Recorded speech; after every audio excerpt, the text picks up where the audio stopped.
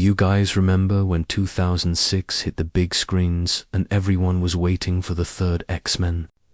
That crazy hype after X2 had been simply perfect. Yeah, I remember perfectly the hype around it. The theories going around on the internet, the discussions about who was going to die, who was going to get new powers. And man, nobody was prepared for what was going to happen. X-Men: The Last Stand isn't just the third movie in the franchise. It's the movie that dared to do what no other superhero movie had done with such courage until then. Actually kill off main characters, with no turning back. No Control plus C. And I'm not talking about supporting characters, no. I'm talking about the characters we loved since the first movie. May 2006. The movie world was in an interesting phase.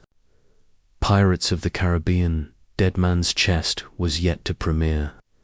The Da Vinci Code had just come out, and superheroes still didn't dominate Hollywood like they do today.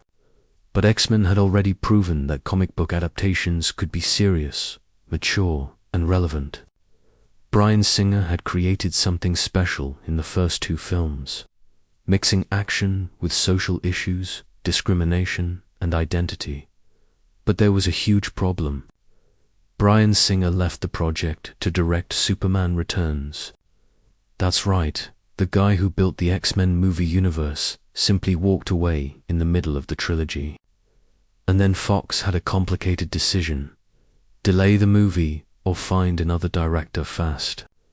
They chose the second option and brought in Brett Ratner, known for action movies like Rush Hour and Red Dragon. The fan community freaked out. Like, really freaked out. There were online petitions, people saying the movie was going to be a disaster. That Ratner didn't understand the X-Men, that he only knew how to make generic action movies. Some actors also felt a bit uneasy about the change, but stayed on the project due to contracts and out of love for the characters. The cast returned almost entirely. Hugh Jackman as Wolverine, obviously, because he is Wolverine, right? Patrick Stewart as Professor Xavier. Ian McKellen as Magneto. Halle Berry as Storm. Famke Janssen as Jean Grey. James Marsden as Cyclops. Anna Paquin as Rogue. And some important new faces arrived. Kelsey Grammer as Beast. Ellen Page as Kitty Pryde, and Vinnie Jones as Juggernaut. The budget was $210 million. Just to give you an idea, that was a lot of money in 2006. The first X-Men had cost $75 million. X2 went up to $110 million. Now, The Last Stand more than doubled the investment. Fox was betting heavily, wanting a giant blockbuster to close out the trilogy on a high note and pack the theaters. The central premise of the movie was genius on paper. What if there was a cure for mutation? What if mutants could choose to be normal? This raised deep philosophical questions that had always been at the heart of the X-Men. Is being a mutant a disease that needs a cure, or is it part of one's identity? Who has the right to decide? Can the government force the cure on mutants? Would Rogue, who can't touch anyone without absorbing their essence, be tempted? And would powerful mutants, like Magneto, see this as a weapon of genocide? But there was more. The movie was also going to adapt the Dark Phoenix saga, one of the most iconic storylines from the Marvel Comics. Jean Grey, who had died at the end of X2 saving everyone, would return transformed into an uncontrollable cosmic force. The Dark Phoenix in the comics is literally one of the most powerful beings in the Marvel Universe, capable of destroying entire planets with a single thought. Putting these two massive storylines into one single movie was already risky. The Cure saga could have filled a whole movie on its own. The Dark Phoenix deserved at least 2 movies to be told properly. but Fox and Ratner decided to shove both into the same production, creating a dual plot where the cure would be the political conflict and Jean would be the personal and emotional threat. The vibe behind the scenes was tense but exciting. Some actors were hyped about the script's twists. Others were upset about their characters' reduced screen time. James Marsden, for instance, had his role drastically diminished because he was also shooting Superman Returns with Bryan Singer. Ironic coincidence, right? Production took place mainly in Canada, specifically in Vancouver. Between August and January 2005-2006, this means the movie was totally rushed, because Fox wanted to secure a May 2006 release, hitting the American summer blockbuster season. Post-production was also fast-tracked, with teams working in shifts to finish the visual effects in time. Even before the premiere, rumors started leaking. Spoilers circulated on the internet about who died, who lost their powers, how the movie ended. Fox tried to contain it, but it was impossible. Fans speculated over every frame of the trailers. That scene of Storm saying "We are X-Men" became a meme before memes were even popular in Brazil. There was a funny piece of trivia. Vinnie Jones, who plays Juggernaut, had no idea who the character was when he accepted the role. He saw the massive costume, liked the menacing look, and agreed to it. Only later did he find out that Juggernaut is one of the most iconic X-Men villains. A guy who is literally unstoppable once he starts running. Jones, an ex-British football player known for being tough, thought the character suited him perfectly. The marketing campaign was gigantic. Posters everywhere, TV commercials, brand partnerships, toys, video games. Fox knew they had something special on their hands, even with all the controversies surrounding the director change. They sold the movie as the last stand, the final confrontation where everything would be settled once and for all. And there was a different energy to this movie, you know. The first two X-Men were more contained, more focused on drama and internal conflicts. They had action, sure, but it was action with emotional weight. The Last Stand was promoted as an all-out war, an epic battle with dozens of mutants on both sides, clashing. It was the first movie in the franchise that promised to show what a mutant war would actually look like. Another thing that made everyone anxious was the promise of seeing more well-known mutants from the comics. In the previous movies, we mostly saw the main team. Now, characters like Angel, Colossus in a bigger role, Kitty Pryde actually doing something important, Multiple Man, and so on. Comic book fans were thrilled to see their favorites brought to life on the big screen. The release strategy was also smart. May is historically a strong month for blockbusters. Superman Returns wasn't coming out until June, so X-Men would have a few weeks of absolute box office dominance. Mission Impossible 3 had premiered in early May, but everyone knew X-Men would be the dominant movie of the month. Critics received invitations to special early screenings.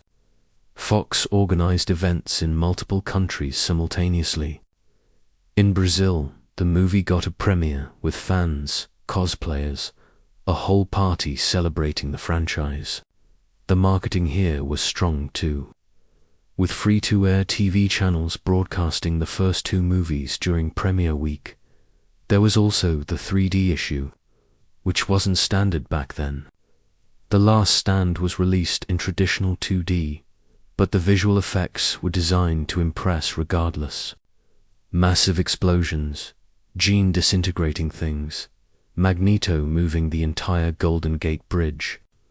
These moments were crafted to be spectacular on giant screens.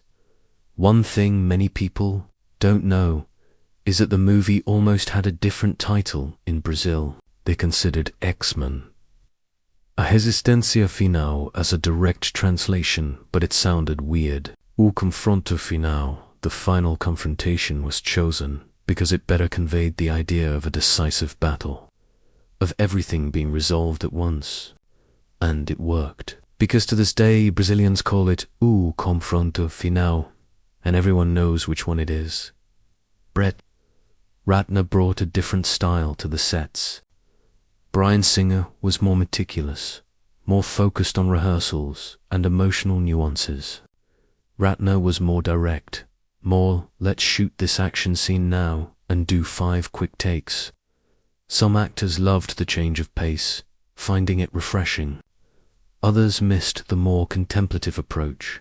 Hugh Jackman, always a professional, publicly defended Ratner multiple times. He said Brett brought a new energy and that the movie needed it to differentiate itself from the previous ones. Patrick Stewart was more diplomatic, praising the director but making it clear he missed Singer. Ian McKellen, always elegant, focused on speaking well of the script and the themes explored. The soundtrack was composed by John Powell, replacing John Ottman, who had done X2. Powell is known for his work in DreamWorks, animations, and action movies. He kept some themes from the previous movies, but created new melodies for specific moments, especially for the Phoenix scenes. Now, let's address the elephant in the room. Since its release, The Last Stand has always been the most divisive of the trilogy. Fans either love it for its epic scale and shocking twists, or hate it for wasting the Dark Phoenix and rushing important narrative decisions. There is no middle ground. You walk out of the theater either thinking it was amazing or feeling they ruined something special. But one thing nobody can deny: X-Men, The Last Stand is a movie that makes an impact. You can't watch it and remain indifferent. The narrative choices are too bold for that. Characters actually die, the franchise's status quo is destroyed, and the movie isn't afraid to be brutal with the consequences. When the first screenings happened, the reactions were intense. There were people walking out of the theater shocked, others crying, some angry, many hyped. Social media in 2006 wasn't what it is today, but discussion, forums and blogs went crazy, debating every single decision in the movie. And now, almost 20 years later, we are still here talking about this movie. That in itself says something, right? Good or bad, The Last Stand left its mark. And it's about this whole journey, about every detail of this massive production, about the creative choices, the crazy backstage stories, the memorable performances that we are going to talk about now. X-Men: The Last Stand officially premiered on May 26, 2006 in the United States, and it arrived in Brazil pretty much at the same time. On June 2nd, Fox didn't want to waste time and released it almost simultaneously worldwide, knowing spoilers would leak anyway and that they needed to catch everyone on the hype wave. The movie was directed by Brett Ratner, as I mentioned, but let's dive deeper into who this guy is. Ratner had found success with the Rush Hour franchise, those action comedy movies with Jackie Chan and Chris Tucker. He had also directed Red Dragon, the Hannibal movie, which was well received. So he wasn't a nobody, but he also wasn't considered an auteur or artistic director. He was more of a reliable commercial film guy. His hiring caused noise because the X-Men under Bryan Singer had a very specific visual and thematic identity. Singer used the mutants as a metaphor for discrimination, especially regarding the LGBTQ+ community and minorities. The movies had a seriousness, a dramatic weight, and people were afraid Ratner would make something more generic, more just action for the sake of action. The main cast returned, but with important changes. Hugh Jackman as Wolverine was practically the movie's anchor at this point. The character had already become a fan favorite, and Jackman had total mastery over who Logan was. Patrick Stewart as Charles Xavier brought that imposing presence as always, his voice calm yet full of authority. Ian McKellen as Magneto continued to be simply perfect, because nobody does complex villains quite like him. Halle Berry got more screen time as Storm. There were even rumors at the time that she had demanded more screen time in order to return. Berry had just won an Oscar for Monsters Ball a few years prior, so she had negotiating power. Famke Janssen returned as Jean Grey, but in a completely different version, the Dark Phoenix. James Marsden appears as Cyclops, but way less than in the other movies. And that became a giant controversy. The cast additions were interesting. Kelsey Grammer as Beast was a choice everyone praised. Grammer was known for Frasier, that smart comedy series, and he brought exactly the intellectual elegance that Dr. Hank McCoy needs. Ellen Page, who was only 19 at the time, stepped in as Kitty Pryde and stole the scene every time she was on screen.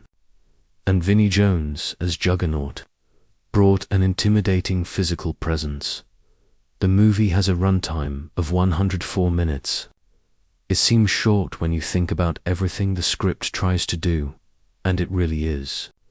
One of the most common critiques is that The Last Stand tries to take on the world and ends up leaving several things half-baked, but we'll talk about that later. The script was written by Simon Kinberg and Zach Penn. Kinberg had already written Mr. and Mrs. Smith and would become a super important figure in the X-Men universe in the following years. Penn had worked on X2 and also on other superhero movies. They took elements from the Dark Phoenix saga from the comics and mixed them with the Cure storyline, which comes from several different comic book arcs. The premise is relatively simple to understand, but complex in its implications. A company called Worthington Labs, run by Angel's father, has developed a permanent cure for mutation. It's a serum derived from a mutant named Leech, who has the power to temporarily nullify other mutant powers. They manage to synthesize this into a permanent injection. The American government in the movie sees this as a peaceful solution to the mutant problem. They aren't going to force anyone to take the cure, but they will make it freely available to any mutant who wants to be normal. And then the questions begin. Is this eugenics? Is it cultural genocide? Is it a legitimate choice or a disguised social pressure? Magneto sees the cure as a weapon, obviously. He believes the government will eventually use it by force to eliminate all mutants. So he builds an army to attack Worthington Labs, destroy the source of the cure, and prove that mutants will not accept being fixed. To him, this is a war for survival, Professor Xavier. On the other hand, believes in peaceful coexistence. He respects the choice of mutants who want to take the cure, even if he personally disagrees with it. He thinks forcing mutants to remain mutants is just as bad as forcing them to take the cure. It's a matter of free will. And in the middle of all this is Jean Grey, at the end of X2. She sacrificed herself to save everyone from the flood after the dam broke. Everyone thought she had died. But she comes back, rescued from the bottom of the lake by Storm and Wolverine. Only she's no longer the Jean Grey they knew. Jean returns, transformed by the Phoenix Force, a cosmic entity that had been dormant inside her all along.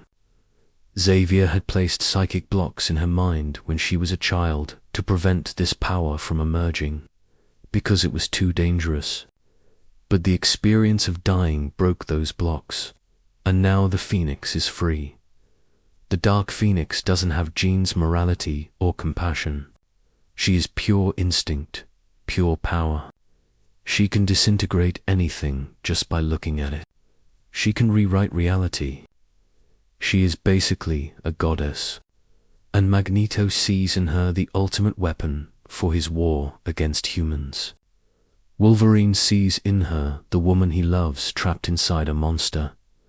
The movie balances these two main plots, the political issue of the cure and the personal drama of the Phoenix.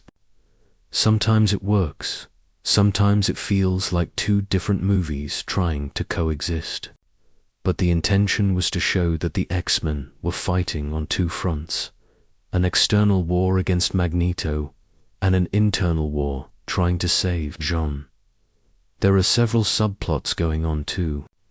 Rogue finds herself tempted by the cure because she can't stand not being able to touch Bobby Drake, Iceman, her boyfriend. She sees other people being able to have normal relationships and she can't even hold someone's hand.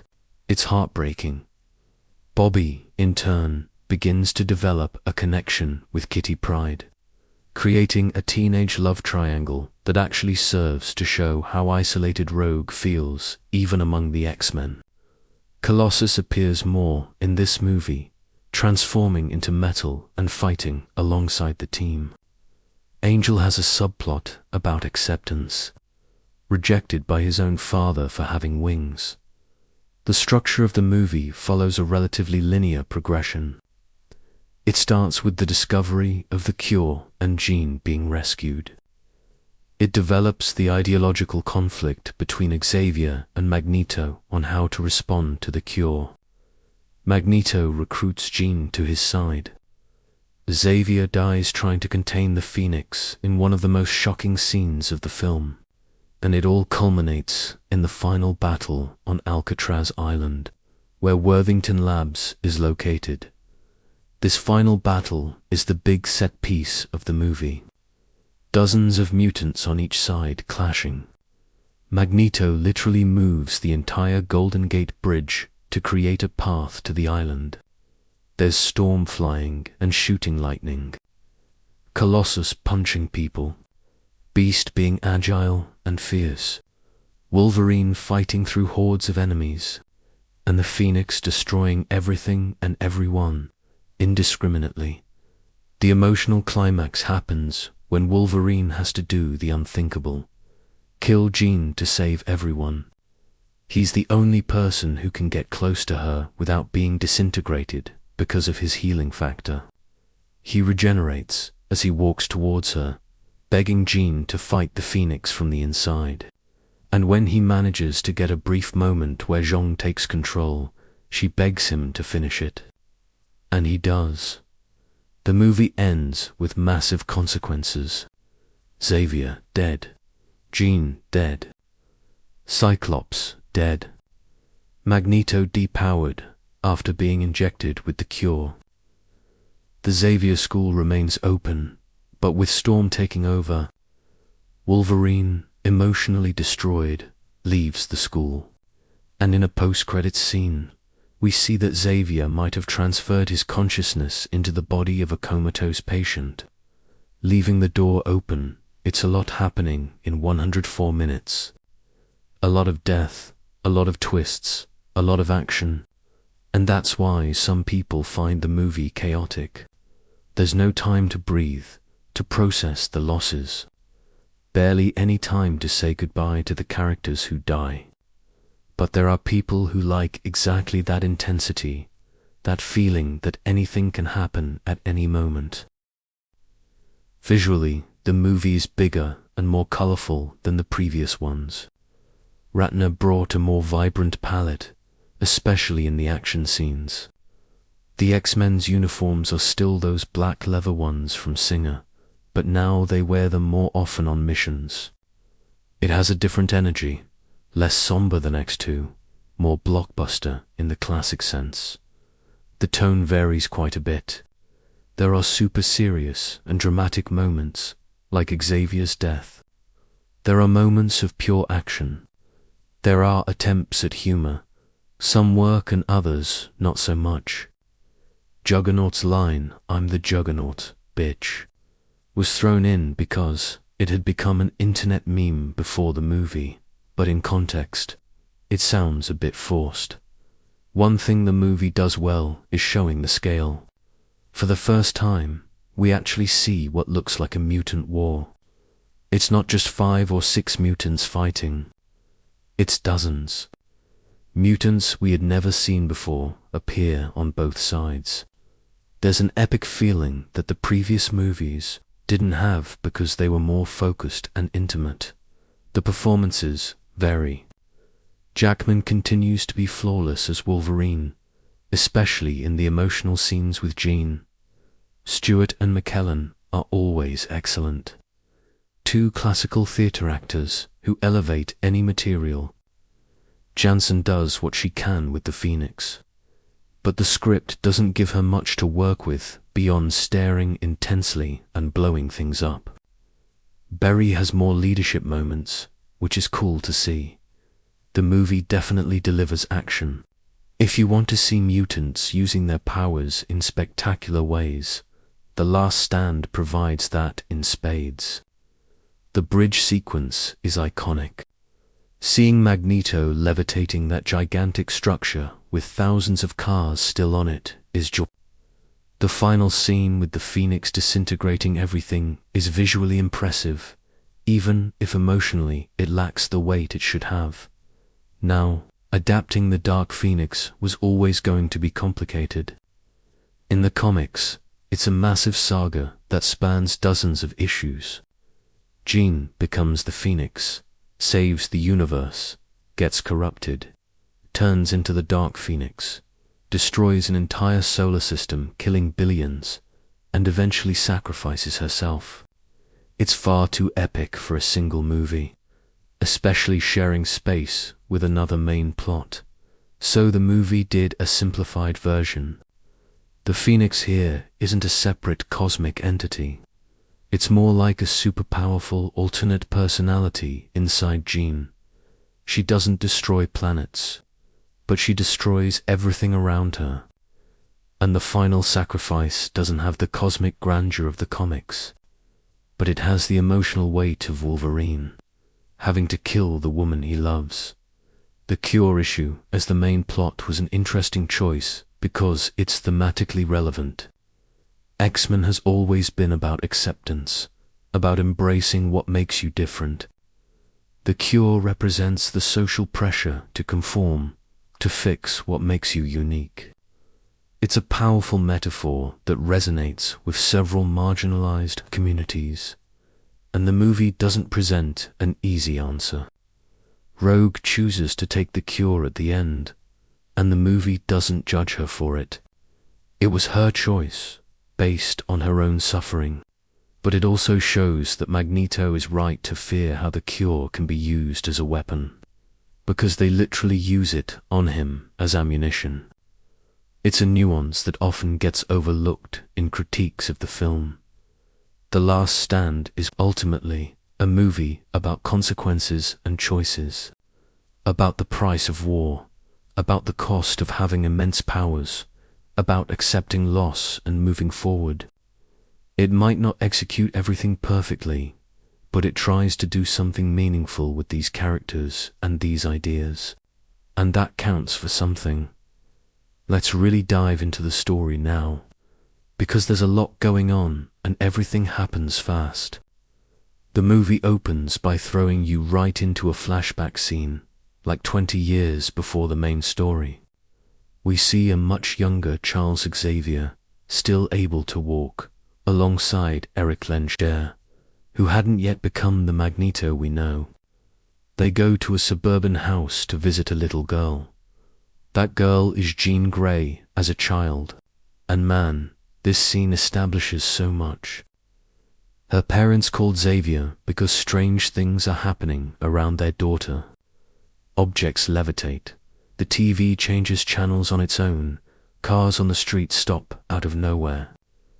Jean is sitting in the living room, and you feel this heavy energy in the air. Xavier connects mentally with her and realizes something terrifying. There are no limits to her power.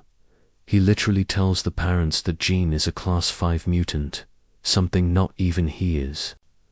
She has the potential to rewrite reality, to destroy or create on unimaginable scales. And she's just a child who understands none of this. So Xavier makes a choice. He builds psychic barriers in her mind, locking away that part of her power. He basically split her personality, keeping Jean conscious and locking away the Phoenix. Cut to the present, 20 years later. We see Storm and Wolverine returning to Alkali Lake, where Jean sacrificed herself in the previous movie. Wolverine won't accept that she's dead. He can't move on. And suddenly, Storm detects something through the jet systems. A mutant signature, strong, underwater. Logan dives in and finds Jean floating at the bottom of the lake, in a sort of energy cocoon. He brings her to the surface. She's alive but unconscious. Back at the mansion, examines her and is terrified. The barriers he had built, broken, the Phoenix is free, and he knows this could mean the end of everything. Meanwhile, we are introduced to the Cure subplot. Warren Worthington Jr., a powerful billionaire, publicly reveals that his company has developed a permanent cure for mutation. He makes an announcement on TV, offering it for free to any mutant who wants it. The world is in shock. Mutants everywhere react in different ways. At the Xavier School, the students watch the announcement and debate heatedly. Some find it offensive, like saying being a mutant is a disease. Others admit that, if given the choice, they might take the cure. Rogue stays silent, but you can see in her eyes that she's seriously considering it. Bobby tries to comfort her, but he can't truly understand what she goes through. Magneto sees the announcement from a hideout where he is with Mystique and Pyro. He immediately recognizes this as a declaration of war. They wish to cure us, he says with disgust. They want to exterminate us. He begins to plan a response, a show of force that will make it clear that mutants won't simply disappear. Back at the mansion, Jean wakes up. Wolverine is by her bedside, relieved. But there's something different about her. Her eyes have a strange intensity. She doesn't seem like herself. Cyclops arrives, desperate to see that she's alive. The love of his life has returned. But Jean barely looks at him. She looks at Wolverine with a dangerous hunger. Xavier tries to talk to Jean to access her mind, but she blocks him easily, something she's never been able to do before. He asks everyone to leave, tries alone. Jean questions him with a voice that isn't entirely hers. Why did you lock me away? She's not talking about the physical barriers of the mansion. She knows about the mental barriers, and she's furious. Cyclops can't handle the tension and takes Jean back to Alkali Lake, thinking that being at the place where she died might help her process everything. Huge mistake. In that remote location, far from Xavier, the Phoenix fully emerges. Jean disintegrates Scott, just like that, without ceremony, without a fight scene. She simply looks at him and he disappears, turning to dust. His glasses fall to the ground. When the X-Men arrive later to investigate the energy signal they detected, they only find the glasses. Jean is gone. Wolverine picks up the glasses, destroyed. Xavier knows what happened, even without seeing it. The Phoenix killed Scott and took Jean away. The team is in shock. Cyclops was their leader, Xavier's first student, the moral compass of the team. Here the movie makes a narrative decision that divided fans. Cyclops dies early and basically off-screen. There's no elaborate funeral, not much time dedicated to mourning. The movie moves on. This was heavily criticized because Cyclops is one of the pillars of the X-Men, and James Marsden had done solid work in the previous films. but due to production and script reasons, he was sacrificed quickly.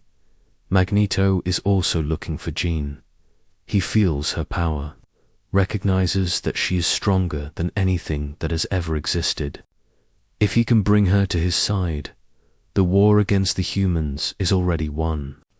He finds her living in her old childhood home. She is confused, fragmented, alternating between Jean and Phoenix. Eric is smart. He doesn't try to control her, doesn't try to manipulate her psychically like Xavier would. He simply offers freedom. Here you don't have to hide. You don't have to hold back. Be what you truly are. And the Phoenix responds to that. She goes with him, joining Magneto's growing army. Xavier and Wolverine also track Jean to the house. They arrive and find Magneto already there with her. What follows is one of the best scenes in the movie, the confrontation between Xavier and Magneto. Not physical, but philosophical and psychic. Xavier tries to reach Jean through telepathy. Magneto shields her with his metal helmet. The entire house begins to shake and disintegrate around them as the Phoenix's power leaks out. Xavier begs Jean to fight, to remember who she is. For a brief moment, Jean emerges. "Save me," she whispers to Logan. But then the Phoenix returns. And in one of the most shocking scenes in all superhero movies up to that time, she disintegrates Charles Xavier. The mentor, the father of the X-Men, the most powerful psychic man on the planet, simply vanishes, peeling away in layers as he screams. Visually, the movie is bigger and more colorful than the previous ones. Ratner brought a more vibrant palette, especially in the action scenes. The X-Men's uniforms are still those black leather ones from Singer, but now they wear them more often on missions. It has a different energy, less somber than X2, more blockbuster in the classic sense. The tone varies quite a bit. There are super serious and dramatic moments, like Xavier's death. There are moments of pure action. There are attempts at humor. Some work and others not so much.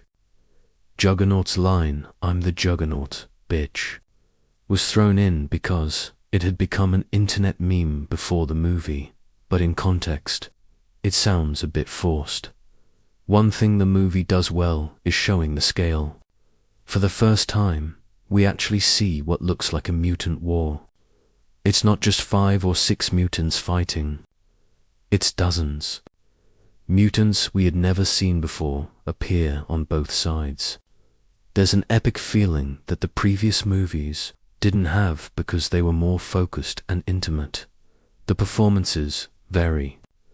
Jackman continues to be flawless as Wolverine, especially in the emotional scenes with Jean. Stewart and McKellen are always excellent. Two classical theatre actors who elevate any material. Jansen does what she can with the Phoenix, but the script doesn't give her much to work with beyond staring intensely and blowing things up. Berry has more leadership moments, which is cool to see. The movie definitely delivers action. If you want to see mutants using their powers in spectacular ways, The Last Stand provides that in spades. The bridge sequence is iconic. Seeing Magneto levitating that gigantic structure with thousands of cars still on it is joy. The final scene with the Phoenix disintegrating everything is visually impressive, even if emotionally it lacks the weight it should have. Now, adapting the Dark Phoenix was always going to be complicated. In the comics, it's a massive saga that spans dozens of issues. Jean becomes the Phoenix, saves the universe, gets corrupted, turns into the Dark Phoenix, destroys an entire solar system, killing billions, and eventually sacrifices herself. It's far too epic for a single movie, especially sharing space with another main plot. So the movie did a simplified version. The Phoenix here isn't a separate cosmic entity. It's more like a super powerful alternate personality inside Jean. She doesn't destroy planets, but she destroys everything around her. And the final sacrifice doesn't have the cosmic grandeur of the comics, but it has the emotional weight of Wolverine, having to kill the woman he loves. The cure issue as the main plot was an interesting choice because it's thematically relevant. X-Men has always been about acceptance, about embracing what makes you different. The cure represents the social pressure to conform, to fix what makes you unique. It's a powerful metaphor that resonates with several marginalized communities, and the movie doesn't present an easy answer. Rogue chooses to take the cure at the end, and the movie doesn't judge her for it. It was her choice, based on her own suffering, but it also shows that Magneto is right to fear how the cure can be used as a weapon, because they literally use it on him as ammunition. It's a nuance that often gets overlooked in critiques of the film. The Last Stand is ultimately a movie about consequences and choices, about the price of war, about the cost of having immense powers, about accepting loss and moving forward. It might not execute everything perfectly, but it tries to do something meaningful with these characters and these ideas, and that counts for something. Let's really dive into the story now, because there's a lot going on and everything happens fast. The movie opens by throwing you right into a flashback scene, like 20 years before the main story. We see a much younger Charles Xavier, still able to walk, alongside Eric Lenscher, who hadn't yet become the Magneto we know. They go to a suburban house to visit a little girl. That girl is Jean Grey as a child, and man, this scene establishes so much. Her parents called Xavier because strange things are happening around their daughter. Objects levitate, the TV changes channels on its own, cars on the street stop out of nowhere. Jean is sitting in the living room, and you feel this heavy energy in the air. Xavier connects mentally with her and realizes something terrifying. There are no limits to her power. He literally tells the parents that Jean is a Class 5 mutant, something not even he is. She has the potential to rewrite reality, to destroy or create on unimaginable scales. And she's just a child who understands none of this. So Xavier makes a choice. He builds psychic barriers in her mind, locking away that part of her power. He basically split her personality, keeping Jean conscious and locking away the Phoenix. Cut to the present, 20 years later. We see Storm and Wolverine returning to Alkali Lake, where Jean sacrificed herself in the previous movie. Wolverine won't accept that she's dead. He can't move on. And suddenly, Storm detects something through the eject systems. A mutant signature, strong, underwater. Logan dives in and finds Jean floating at the bottom of the lake, in a sort of energy cocoon. He brings her to the surface. She's alive but unconscious. Back at the mansion, examines her and is terrified. The barriers he had built, broken, the Phoenix is free, and he knows this could mean the end of everything. Meanwhile, we are introduced to the cure subplot. Warren Worthington Jr., a powerful billionaire, publicly reveals that his company has developed a permanent cure for mutation. He makes an announcement on TV, offering it for free to any mutant who wants it. The world is in shock. Mutants everywhere react in different ways. At the Xavier School, the students watch the announcement and debate heatedly. Some find it offensive, like saying being a mutant is a disease. Others admit that, if given the choice, they might take the cure. Rogue stays silent, but you can see in her eyes that she's seriously considering it. Bobby tries to comfort her, but he can't truly understand what she goes through, Magneto. sees the announcement from a hideout where he is with Mystique and Pyro. He immediately recognizes this as a declaration of war. "They wish to cure us," he says with disgust. "They want to exterminate us." He begins to plan a response, a show of force that will make it clear that mutants won't simply disappear.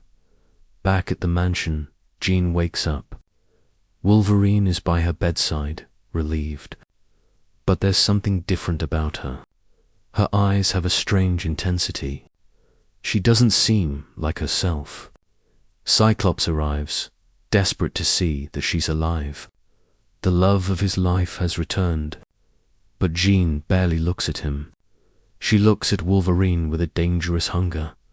Xavier tries to talk to Jean to access her mind, but she blocks him easily, something she's never been able to do before. He asks everyone to leave, tries alone.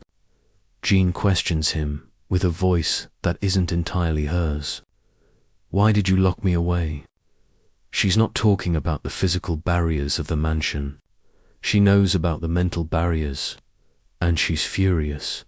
Cyclops can't handle the tension and takes Jean back to Alkali Lake, thinking that being at the place where she died might help her process everything. Huge mistake. In that remote location, far from Xavier, the Phoenix fully emerges. Jean disintegrates Scott, just like that, without ceremony, without a fight scene. She simply looks at him and he disappears, turning to dust. His glasses fall to the ground. When the X-Men arrive later to investigate the energy signal they detected, they only find the glasses.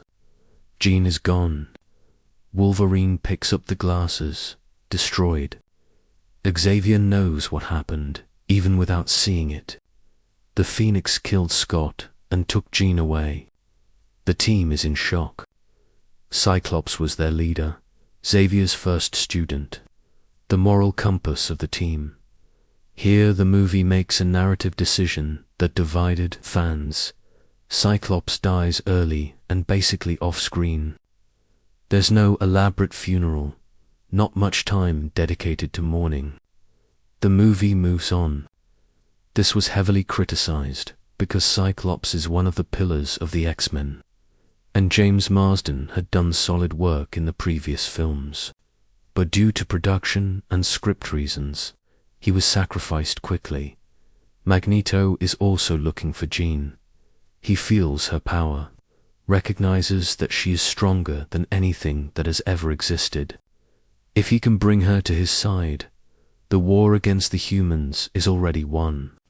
He finds her living in her old childhood home. She is confused, fragmented, alternating between Jean and Phoenix. Eric is smart. He doesn't try to control her, doesn't try to manipulate her psychically like Xavier would. He simply offers freedom. Here you don't have to hide. You don't have to hold back. Be what you truly are. And the Phoenix responds to that. She goes with him, joining Magneto's growing army. Xavier and Wolverine also track Jean to the house. They arrive and find Magneto already there with her. What follows is one of the best scenes in the movie, the confrontation between Xavier and Magneto. Not physical, but philosophical and psychic. Xavier tries to reach Jean through telepathy. Magneto shields her with his metal helmet. The entire house begins to shake and disintegrate around them as the Phoenix's power leaks out. Xavier begs Jean to fight, to remember who she is. For a brief moment, Jean emerges. "Save me," she whispers to Logan. But then the Phoenix returns. And in one of the most shocking scenes in all superhero movies up to that time, she disintegrates Charles Xavier. The mentor, the father of the X-Men, the most powerful psychic man on the planet, simply vanishes, peeling away in layers as he screams. It's brutal. It's unexpected. And it left entire theaters in shocked silence when it happened. Xavier was played by Patrick Stewart, a legend. No one expected them to kill him, but they did. And they did it in a horrific way, showing him dying in agony. Magneto takes Jean away. Wolverine stands paralyzed, holding Scott's glasses in one hand and staring at the empty space where Xavier stood seconds ago. Storm arrives with the other X-Men and finds Logan destroyed, alone in that ruined house. Two of the founding members of the team dead in a matter of days. Xavier's funeral is a powerful scene. Mutants from all over come to pay their respects. The government sends representatives. Storm delivers the eulogy. Wolverine stands distant, unable to process it. Rogue tries to comfort the younger students, and you feel the weight of the loss. You feel that something fundamental has been taken from this universe. But there's no time for prolonged mourning. Magneto is mounting an attack on Alcatraz Island, where Worthington Labs and the source of the cure are located. He has gathered an army of hundreds of mutants, everyone who feels threatened by the existence of the cure. And now he has the Phoenix, a being that can obliterate any defense the humans put up. The government responds by militarizing Alcatraz. Troops arrive, weapons are distributed. They have developed special plastic guns that shoot darts containing the cure. One shot and a mutant permanently loses their powers. It's an anti-mutant weapon, exactly what Magneto feared would happen at the mansion. The remaining X-Men must decide what to do. Storm takes charge, but she admits herself she's not prepared. She was the lieutenant, not the general. Wolverine is out of control, wanting to go after Jean immediately. Beast, who is now working as the Secretary of Mutant Affairs in the government, brings intel on Magneto's plans.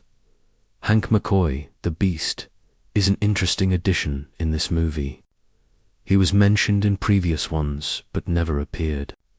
Now we finally see him, a blue mutant covered in fur, but wearing elegant suits and speaking incredibly articulately. Kelsey Grammer was perfect for this role. Beast represents the bridge between humans and mutants, someone who works within the system for change. He tells them Magneto will attack soon, and that the army will respond with lethal force. It's going to be a massacre on both sides. The X-Men need to intervene to try and prevent unnecessary deaths. Storm makes the call. They are going to Alcatraz, but not to fight alongside the military. They are going to try to stop Magneto and protect the mutants who are being manipulated without fully understanding what they are being used for. The team going is small: Storm, Wolverine, Beast, Colossus, Kitty Pryde, Iceman. It's not the full team. They lack their leader. They lack the most powerful telepath in the world. It's an improvised squad trying to stop a war. The odds don't look good. Meanwhile, Rogue is facing her own demons. She sees Bobby training with Kitty, sees them laughing together, sees the ease with which Kitty can touch him without fear. And Rogue makes a decision. She goes to the clinic where they are distributing the cure and takes the injection. It's a silent but devastating scene. She chose to stop being a mutant so she could have a normal life. Magneto, on the other side of the San Francisco Bay, looks at Alcatraz. He raises his hands and does the impossible. He rips the entire Golden Gate Bridge from its foundations, levitates it horizontally through the air, and drops it down, creating a bridge from the city to the island. Thousands of cars are still on the bridge, people inside them screaming. It's an absolute demonstration of power. His army begins to cross. Multiple Man multiplies into dozens of copies running. Mutants who shoot spikes, who spit acid, who leap like animals. Arclight who generate shockwaves. Spike, covered in deadly bone protrusions. Callisto, who detects other mutants and moves at super speed. And leading them all, Juggernaut, a mountain of muscle who is literally unstoppable. The military opens fire. Bullets fly, but Magneto raises a metal barrier, blocking everything. Then they launch the cure weapons. These darts are plastic, so they pass through his defense. Several mutants in his army are hit and immediately lose their powers. Falling confused and disoriented, Magneto sees Mystique get hit. She reverts to her human form permanently, lying on the ground. He looks at her with disgust and simply moves on, abandoning her. You are no longer one of us. It's cold, it's brutal, and it shows that for Magneto, this is purely about power. Whoever doesn't have power is useless to him. And that's the moment the X-Men arrive in the Storm creates a dense fog, covering the battlefield. Wolverine jumps from the plane right into the middle of the war. Colossus covers himself in metal and starts fighting Juggernaut. Iceman freezes the ground, making enemies slip. Kitty phases through solid walls, saving scientists trapped in the lab. The battle is chaotic, brutal, spectacular. Dozens of mutants using powers simultaneously. Storm flies through the sky, shooting lightning.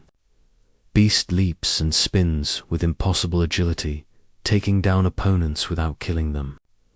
Wolverine slashes through anyone who gets in his way. Searching for Jean Dot, and speaking of her, the Phoenix is just observing so far. Magneto is keeping her in the back, holding her as the ultimate weapon. But as the violence escalates, as she feels more fear and anger and pain around her, her power begins to leak. Objects begin to levitate. The ground cracks. Soldiers begin to simply disintegrate into dust without anyone touching them. Magneto realizes he's lost control over her, if he ever had it at all. The Phoenix no longer distinguishes friend from foe. She is killing indiscriminately, erasing existences with a thought. Multiple man, all copies vanish. Arclight, dust, Spike, dust. She is destroying Magneto's army just as easily as the military, even Juggernaut, who is literally unstoppable while in motion, tries to run from her and is slowed down to a halt, something that shouldn't be possible. Kitty knocks him out while he's confused by what happened.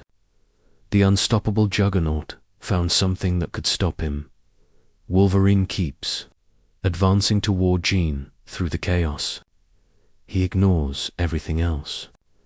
Mutants try to attack him. He knocks them down without killing them. Soldiers shoot at him. The bullets pass right through him and he regenerates. He reaches a clearing where Jean is, at the epicenter of the destruction. She looks at him. For a moment, it's Jean, vulnerable and scared. Logan, help me. The next moment, it's the Phoenix, predatory and furious. Come and die. He keeps walking. She starts disintegrating him. His skin burns, muscles are exposed, bones show, and he regenerates and takes another step. And another. It's one of the most powerful scenes in the movie. Logan using his healing factor not to fight, but to reach the woman he loves. He is dying and reviving every second, screaming in pain but never stopping. And finally, he reaches her. He holds her face in his hands. Jean, I know you're in there. Come back to me for one last moment. Jean gains control. Save me, she whispers, just like she whispered before. But now Logan understands what she means. She wants him to kill her before the Phoenix destroys everything. He pops his claws. I love you, he says, and drives them in. Jean Grey dies in Wolverine's arms. The Phoenix Force dissipates in a wave of light. The entire battlefield falls silent. Let's recap what just happened because it's a lot to process. Wolverine just killed the woman he loves. Jean Grey, who had already died once and come back, is now dead again, this time permanently. And it was by Logan's hands, the only person she trusted to do it. The emotional weight of that decision is crushing. The camera focuses on Wolverine's face as he holds her body. Tears in his eyes, claws still extended. Around him, the battlefield is devastated. Hundreds of disintegrated bodies turned to dust. Destroyed buildings, cracked, scorched earth. It's an apocalyptic scene, and in the center of it, Logan kneeling with Jean in his arms. Storm lands near him, respecting the moment. She doesn't say anything, because there is nothing to say. Beast approaches, his normally controlled expression showing horror at the destruction all around. Colossus reverts to human form, exhausted. Iceman freezes some flames that are still burning. Kitty walks out of the building with the last scientists she managed to save. Magneto survived, obviously. He's far from the epicenter, protected by the metal barriers he erected. But his army, decimated. Most of the mutants he recruited for this war are dead or have fled. Mystique has already been captured by the military after losing her powers. Pyro is injured but managed to escape. Eric just stands there, looking at what his war caused. And then something happens that he didn't expect. The surviving military units reorganize and focus on him. They have a special weapon, a more potent version of the cure darts. They fire multiple shots at once. Magneto tries to deflect them with his powers, but they're reinforced plastic. He can't. One hits him. Then another. And another. Eric, Lenshare, Magneto. The Omega-level mutant who controlled the entire magnetic spectrum, who moved entire bridges, who faced armies alone, falls to his knees. He tries to use his powers, reaches out a hand toward a piece of metal. Nothing happens. He tries again, more desperate. Nothing. He is no longer a mutant. The expression on Ian McKellen's face in this scene is perfect. It's not anger, it's not fear. It's emptiness. Magneto lost the one thing that defined who he was.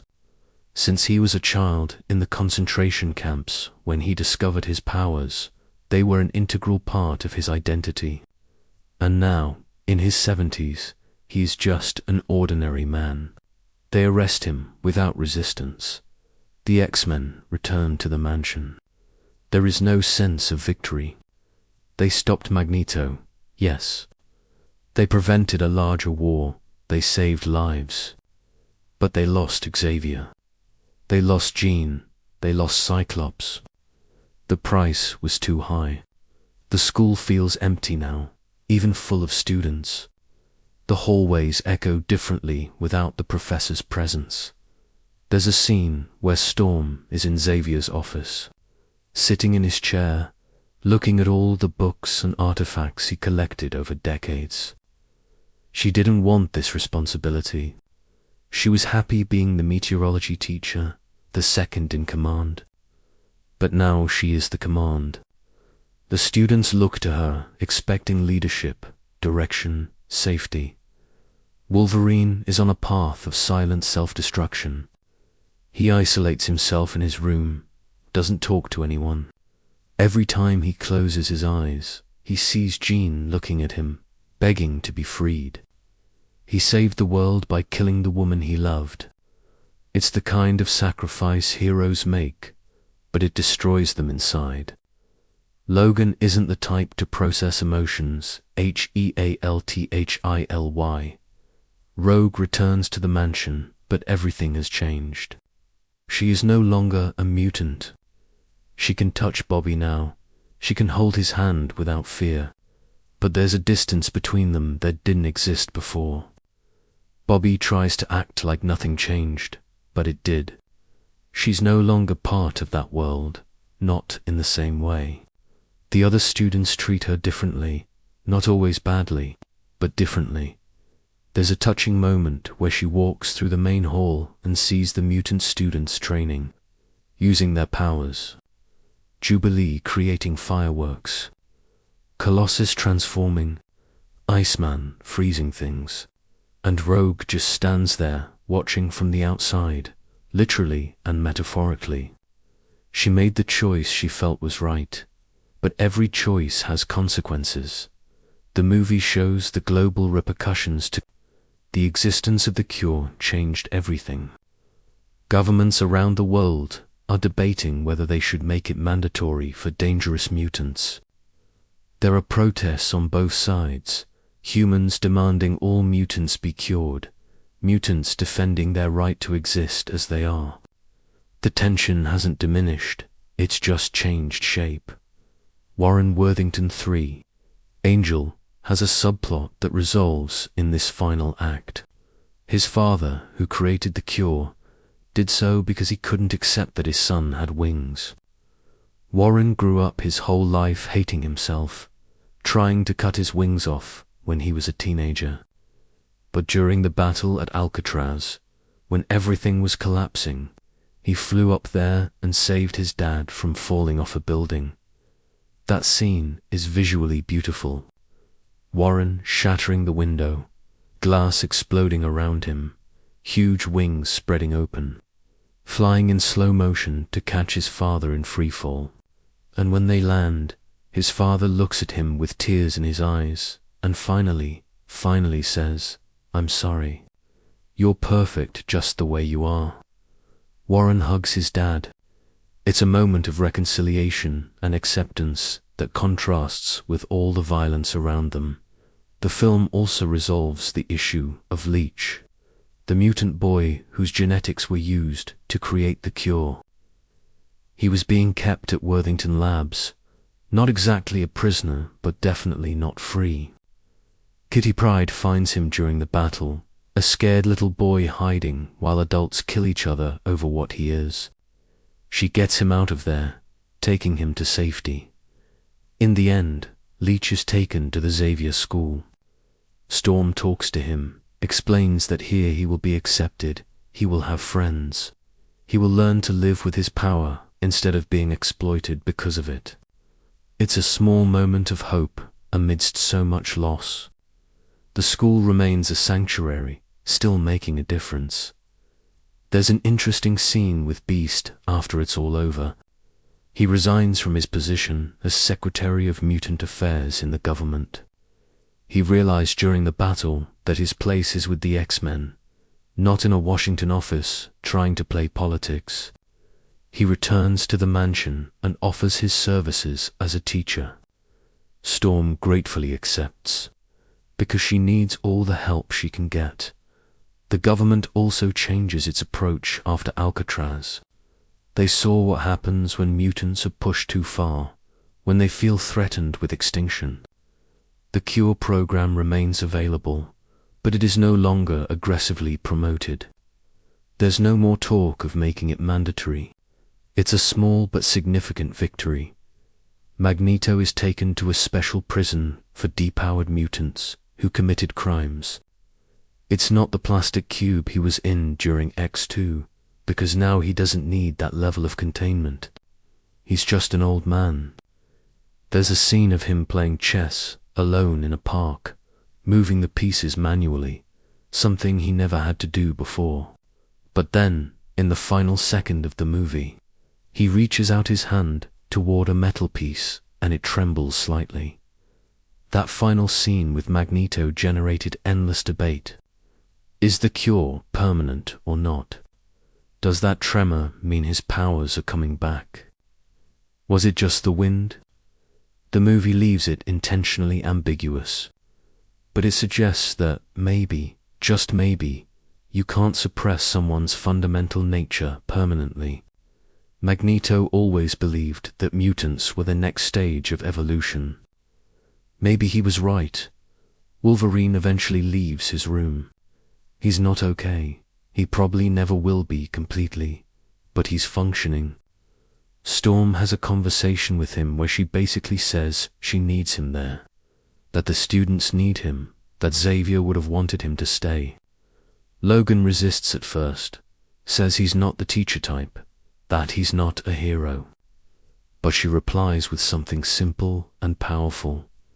You already are. The last class we see at the school is Storm teaching history. She is talking about Charles Xavier, about his vision of peaceful coexistence between humans and mutants, about how he dedicated his entire life to that dream. The students listen in respectful silence. When she finishes, a student raises his hand and asks, "Do you think Professor Xavier was right? That humans and mutants can really live in peace?" Storm looks out the window, sees Wolverine training a group of students in the courtyard, sees Beast in the library helping with homework, sees Colossus and Kitty laughing about something. She smiles and replies, "I have to believe so, because if I don't, then everything we lost meant nothing." It's an honest, vulnerable, hopeful answer. The movie ends with a scene that initially seems random but is crucial. We see Moira MacTaggart, a scientist who was mentioned earlier in the movie, in a medical facility. She is monitoring a comatose patient. Suddenly, the patient opens his eyes and says, "Moira," with Patrick Stewart's voice. The implication is clear. Xavier transferred his consciousness into this patient's body before the Phoenix killed him. In the comics, Xavier had already done this before when his body was destroyed. He transferred himself into the brain-dead body of his twin brother. It's comic book sci-fi to the extreme, but it works within the established logic. And it was the producer's way of leaving the door open for him to return in future movies. Patrick Stewart couldn't really be dead, right? Not permanently. But here's the thing. This post-credits scene kind of lessens the impact of his death during the movie. One of the most shocking and daring things The Last Stand did was kill Xavier, to show that even the most important characters weren't safe. And then the post-credits scene says, actually, he didn't really die. It's the kind of fake death that lowers narrative stakes. Still, in the context of the main movie, before that scene, the death is treated as real and permanent. The characters struggle with the loss. The school changes without him. There are lasting consequences. So even knowing that technically he can come back, and eventually does in future movies, the movie still works emotionally as a story about loss and legacy. The final image before the end. Credits is the mansion at dawn. Students heading out for morning practice. Storm in the office planning the day. Beast reading the newspapers. Wolverine alone smoking a cigar away from the others. Life goes on. The school goes on. Xavier's dream goes on, even without him there to guide it. It's a melancholic but somewhat hopeful ending. The Last Stand is, narratively speaking, about endings and new beginnings. It's about a generation of heroes losing their mentors and needing to move forward. It's about making impossible choices with devastating consequences. It's about identity and acceptance, about what defines us and whether we can or should change fundamental parts of ourselves. It's about war and peace, violence and understanding. Does it execute all of this perfectly? No, definitely not. It has rushed moments, underutilized characters, plots that deserved more development.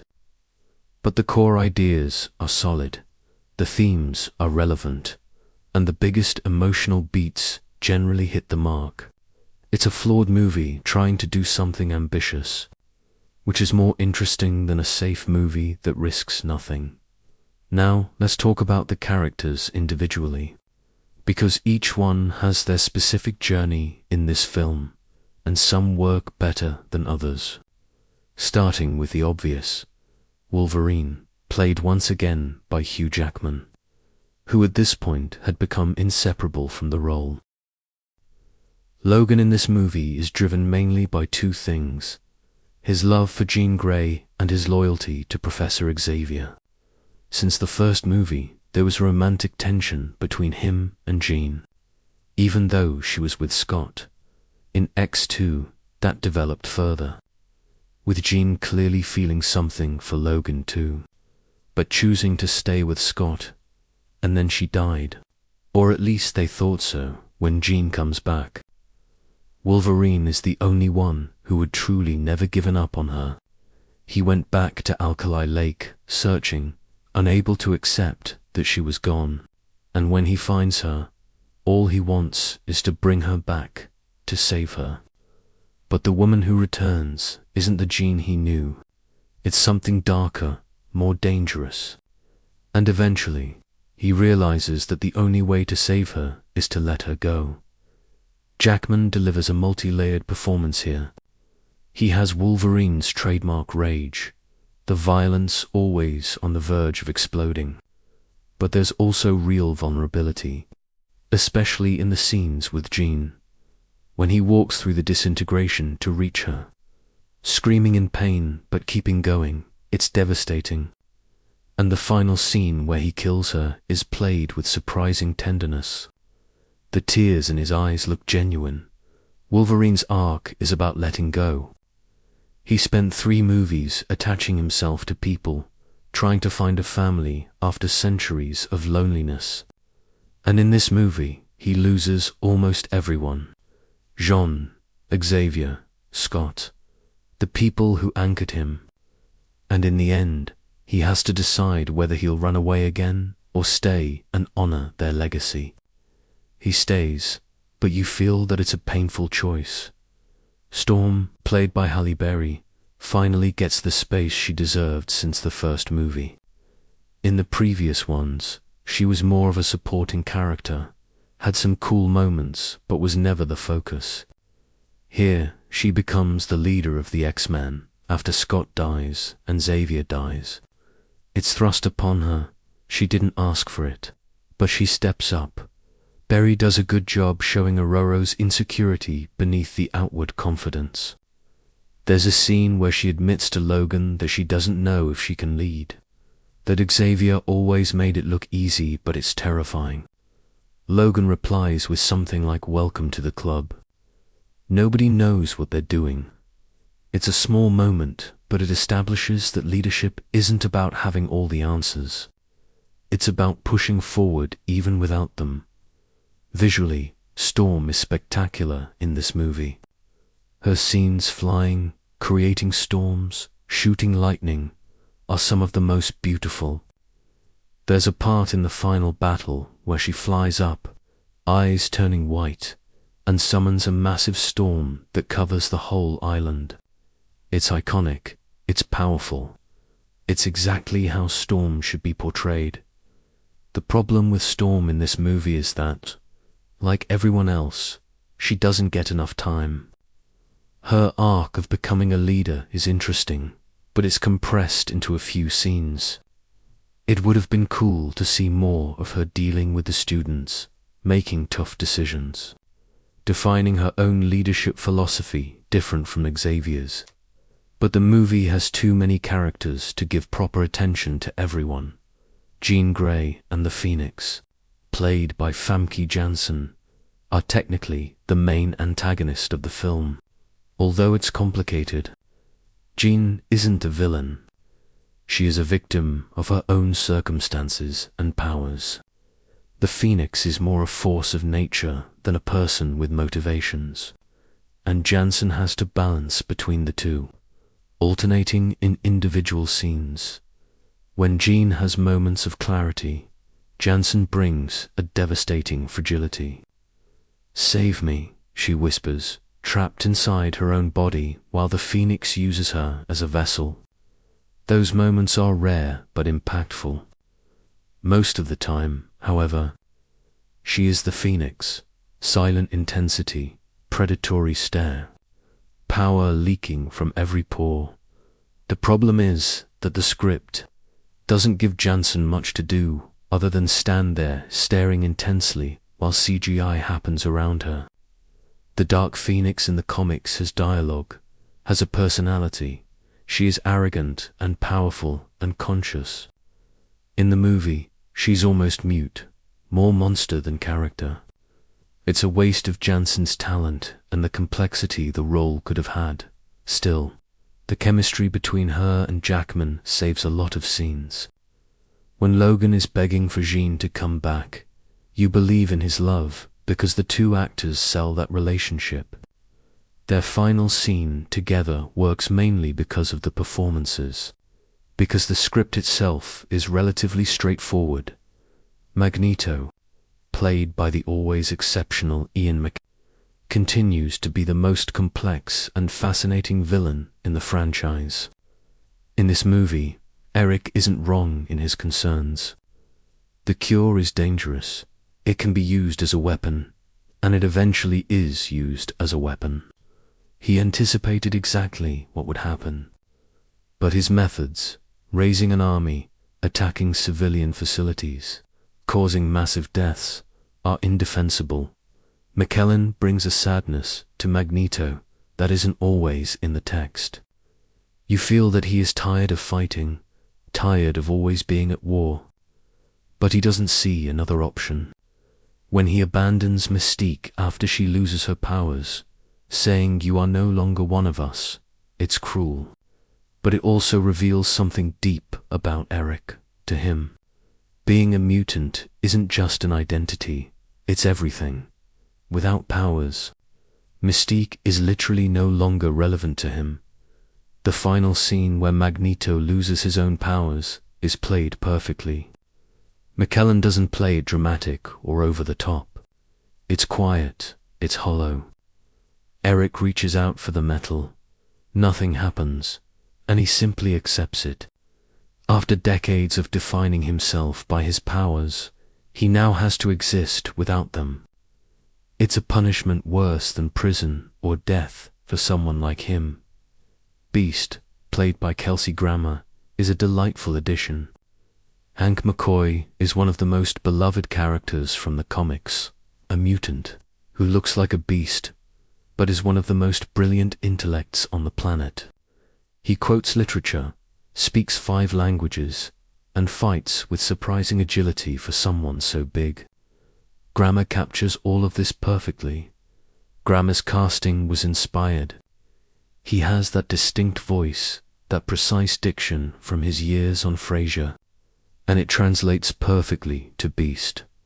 When Hank is in a political debate with government officials, using complex vocabulary and historical references, it's Grammer in his element. And then, when he has to fight, seeing him leap and spin and attack with genuine ferocity is a fantastic contrast.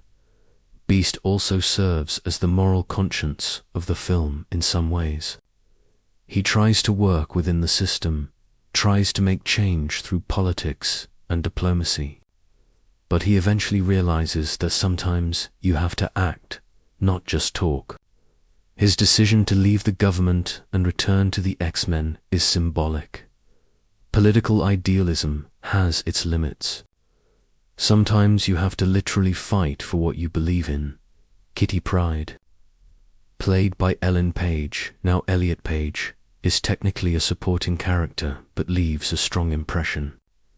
She appeared briefly in Acts 2, but here she is truly developed. Kitty is young, optimistic, brave. Her power to phase through solid matter is used creatively, especially when she fights Juggernaut. That sequence where Juggernaut is running down the halls trying to catch Leech, and Kitty keeps phasing him through walls and floors, is fantastically choreographed.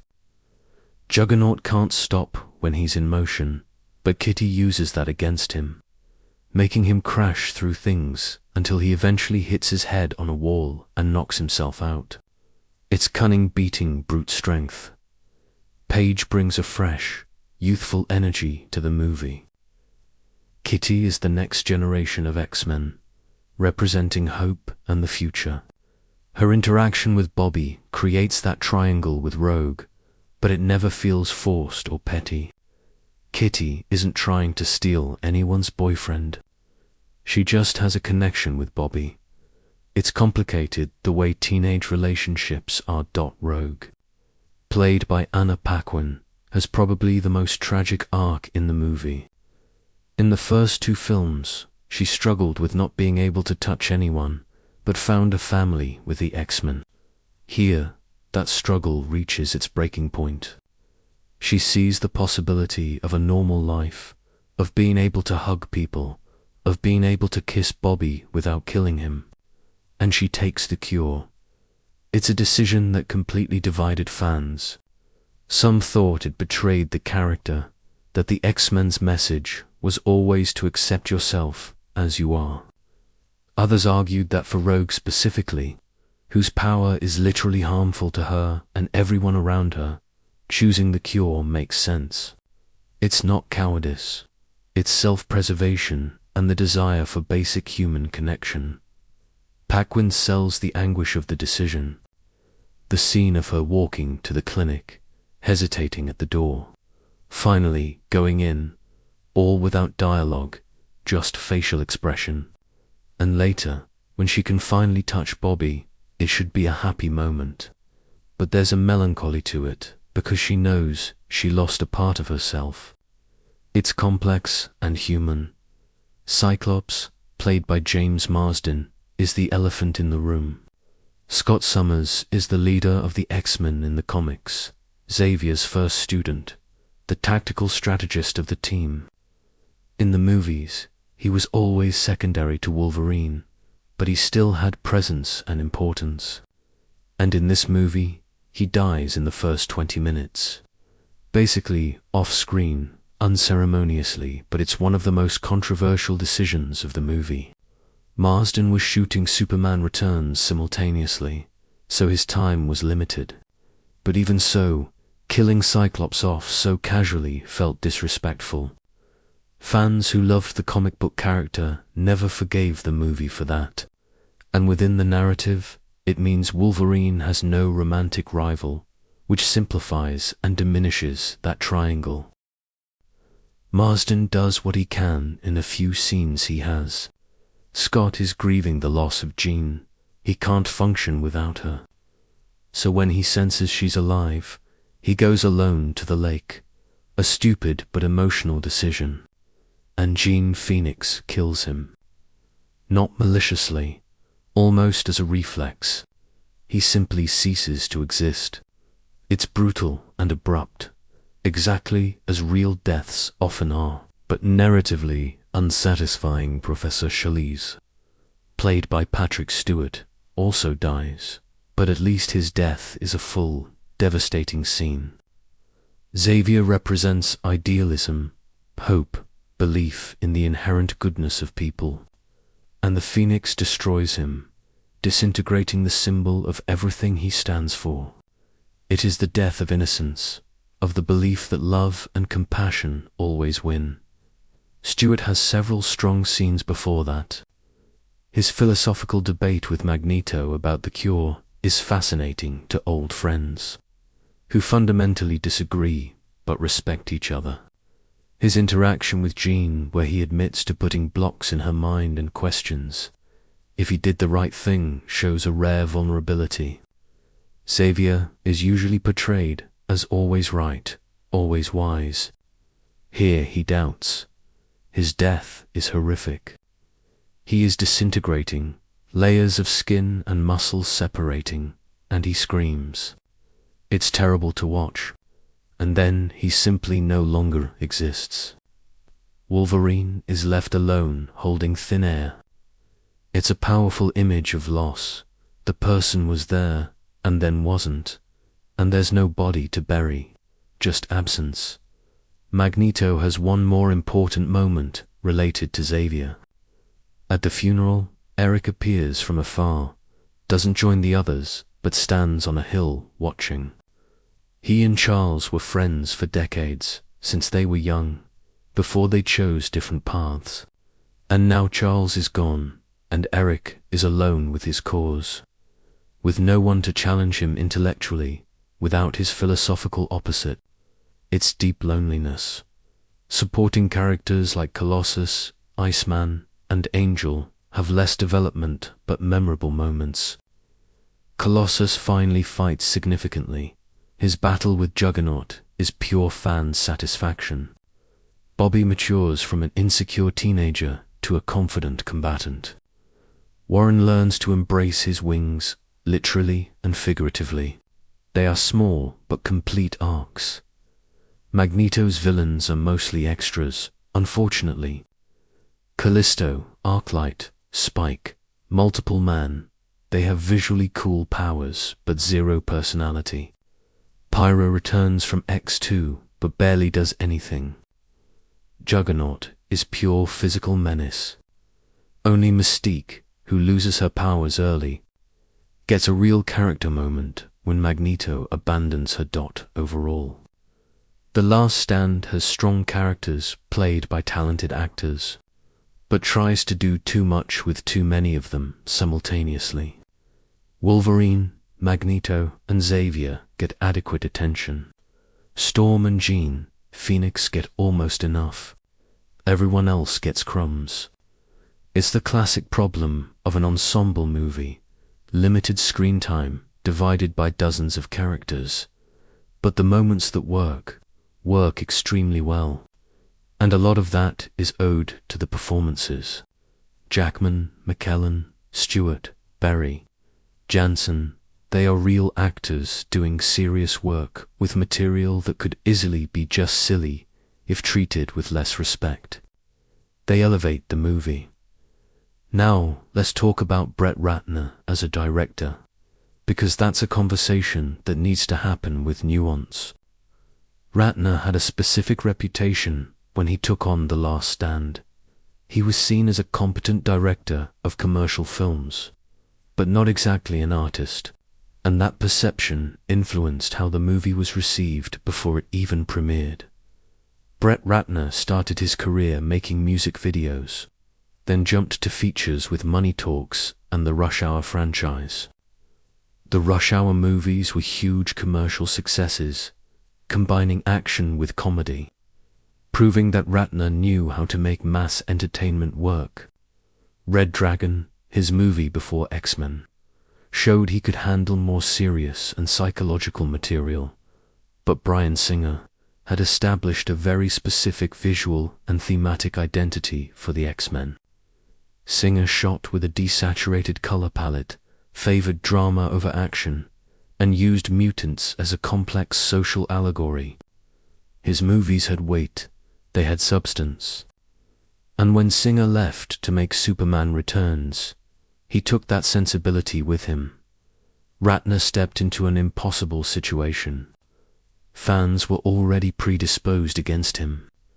The internet in 2006 was full of petitions asking for him to be replaced.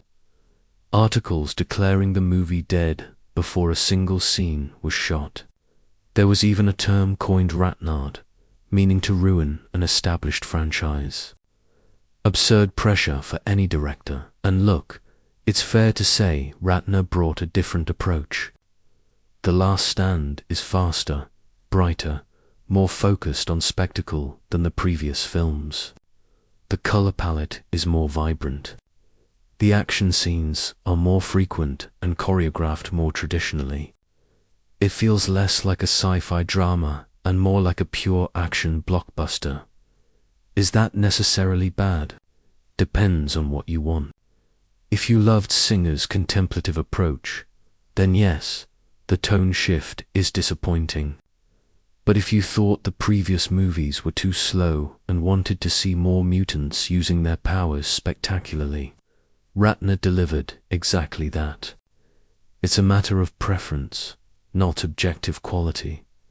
Visually, Ratner made some interesting choices. The opening scene in the past has an almost dreamlike quality, slightly blurred at the edges, with warmer colors. It contrasts with the present, which is sharper, colder. Jean's house when she is there, as the Phoenix is shot with heavy shadows, light coming in at odd angles, creating visual discomfort. The final battle at Alcatraz is where Ratner's style really shines. It's chaotic but choreographed. Dozens of things happening simultaneously, but you can always follow the main action. He uses constant camera movement, keeping the energy high. Fast cuts, but not so fast that it becomes incomprehensible. It's 2000s style action, influenced by The Matrix and Bourne. A visual choice that divided opinions was how the Phoenix is portrayed. When she uses her powers, everything around her starts to float and disintegrate into particles. It's aesthetically beautiful, but it happens so much, it loses its impact. Ratner clearly loved that effect and used it repeatedly. Some people find it hypnotic, others think it's overdone. The camera movement is more dynamic than in Singer's films. Ratner uses Steadicam extensively, following characters through spaces. In The Mansion, the camera flows through the hallways with the students, giving a sense of life and movement. During fights, the camera gets close to the actors, making you feel the hits. It's functional and efficient cinematography. Ratner is also not afraid of big, audacious moments. Magneto moving the Golden Gate Bridge is absurd. It's impossible. It's totally over. And Ratner shoots it epically, with dramatic music, the camera showing the full scale. He doesn't try to make it look realistic or grounded. He embraces the comic book grandeur. But there are areas where the direction fails. The pacing is uneven. Some scenes are rushed when they should breathe. Others drag when they should be cut. Cyclops' death happens off-screen, which might have been a budget or time issue, but results in a moment with no impact. Some transitions between scenes are abrupt, lacking narrative fluidity. The work with the actors varies. Ratner clearly trusted the veterans like Stewart, McKellen, and Jackman to bring their own choices. Those three have strong scenes because they are experienced actors who know what to do. But younger actors like Shawn Ashmore, Bobby, or Ben Foster, Angel, sometimes seem to just be hitting their marks. Without much specific direction, there are rumors that Ratner gave the actors a lot of freedom to improvise, especially in the action scenes. That can be great with seasoned performers, but it can also result in inconsistency. Some moments seem very rehearsed and polished. Others seem like a first take without much refinement. Tone direction is where Ratner struggles the most. The movie can't decide if it's a dark tragedy about loss and consequences or a spectacular action movie about superheroes fighting. It swings between the two, and the transitions are often jarring. You go from an emotionally heavy scene to a joke or an action moment, and the tonal whiplash is noticeable. Compared to Singer, Ratner is less interested in subtext. Singer used framing and composition to convey meaning, characters isolated in wide frames to show loneliness, for example. Ratner shoots more directly and literally. What you see is what you get. There aren't visual layers of meaning to decode, but that also makes The Last Stand more accessible in certain ways. You don't have to analyze every frame to understand what's happening. It's more straightforward entertainment. Some critics called that lazy, others called it efficient. Again, it depends on what you value in cinema. One area where Ratner deserves credit is scale. He managed to make The Last Stand feel big, epic, like a real war. The previous movies, even though good, were relatively small in scope, few characters, limited locations. Here you feel a larger scale, more mutants, more locations, more everything. And coordinating that logistically is not simple. Xavier's funeral scene is well directed. Ratner uses silence effectively, letting the moment breathe. The camera moves slowly among the mourners, capturing reactions without dialogue. It's contemplative in a way the rest of the movie rarely is. It shows that Ratner can do nuance when he wants to. He just doesn't do it consistently. The lens choices are different too. Singer frequently used longer lenses, compressing depth, isolating characters. Ratner uses wider lenses, especially in ensemble scenes, capturing more of the environment.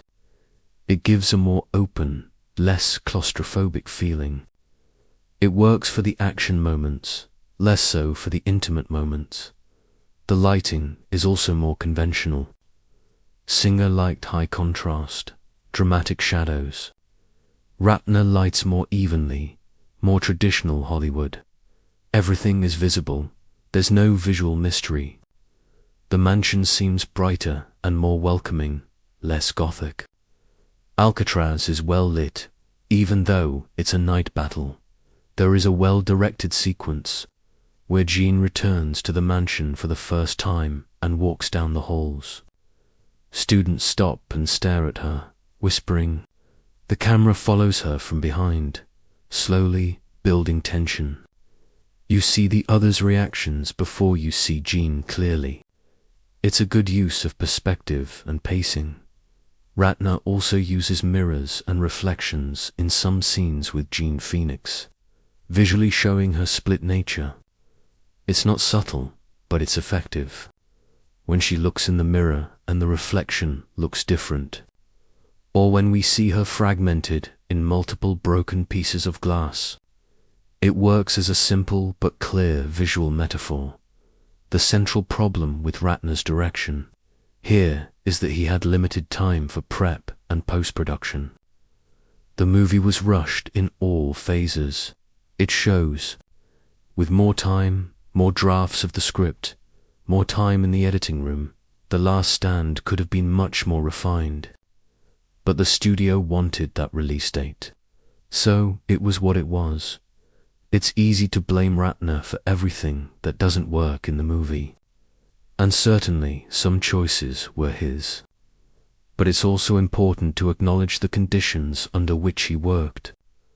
Replacing a director in the middle of a trilogy, with hostile fans from the start, on a tight schedule, with a script trying to do too much. It wasn't a situation set up for success. Comparing The Last Stand with Ratner's other movies, it's not his strongest or his weakest work. It's competent, professional, occasionally inspired, frequently merely adequate. It's not a disaster, but it also doesn't reach the artistic heights that the first two movies occasionally hit. It's a solid but flawed blockbuster. One last thing about the creative vision. Ratner wanted to make a movie that served as a definitive conclusion to the trilogy, with real endings to the stories. Hence the permanent deaths, the big sacrifices. He wanted high stakes and real consequences. That's admirable. The execution didn't always match the ambition, but the intention was bold in the end. Brett Ratner made the movie. He knew how to make a spectacular action blockbuster with emotional moments. It's not the movie Bryan Singer would have made. It's not the movie many fans wanted, but it's technically proficient, visually competent, and occasionally emotionally effective. It is what it is. The production of X-Men: The Last Stand was as dramatic as the movie itself, full of last-minute changes, rushed decisions, and massive logistical challenges.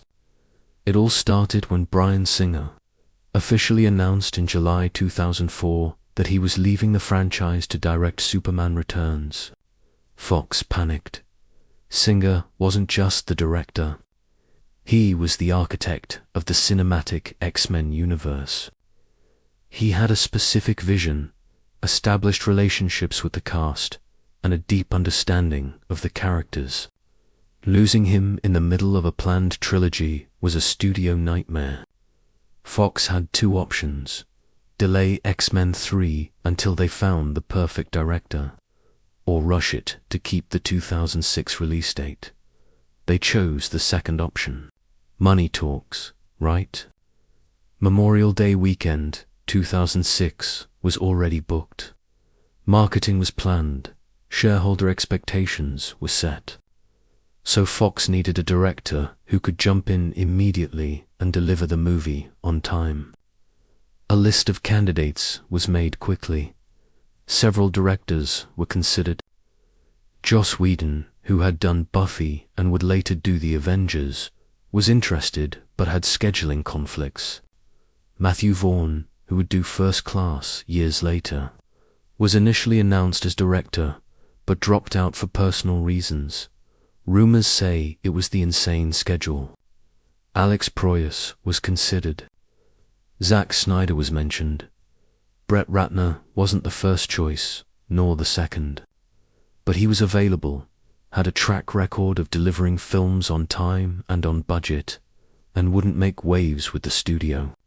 Fox offered it, he accepted. The announcement was made in August 2005. Filming would start in weeks.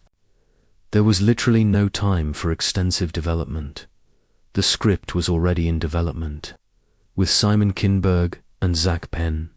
When Ratner came on, he made some changes but didn't completely rewrite it. There was no time. The script they shot was probably the third or fourth draft, when normally they would have done 10 or more. Many of the film's narrative problems stem from this lack of refinement. Pre-production was a logistical nightmare.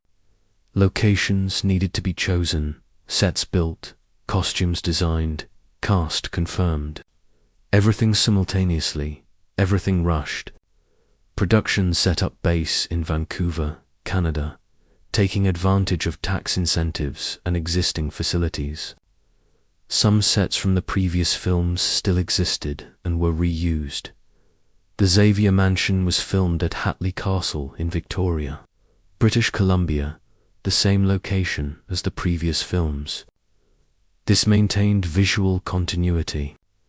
The interior was mostly sets built on a soundstage. The war room, Barrow, the dorms, all rebuilt based on the previous designs, but slightly updated. Alcatraz was a real location in San Francisco. But obviously they couldn't film a massive battle there. So they shot extensive establishing shots of the island and the Golden Gate Bridge, then recreated parts of Alcatraz on sets and used a lot of CGI to fill in the rest. The bridge being moved is 100% CGI. Principal photography began in August 2005 and ended in January 2006. 5 months of production, which is tight for a film of this scale. For comparison, Avengers movies usually shoot for 6 to 8 months. They were constantly racing against the clock, shooting 6 days a week. 12 to 14-hour shifts. Hugh Jackman, always a professional, was there every day he needed to be. He had become an unofficial producer of the franchise at this point, helping to keep morale high when things got stressful. He made a point of knowing everyone on set, remembered crew members' names, and maintained a positive atmosphere. Patrick Stewart and Ian McKellen brought gravitas to the sets.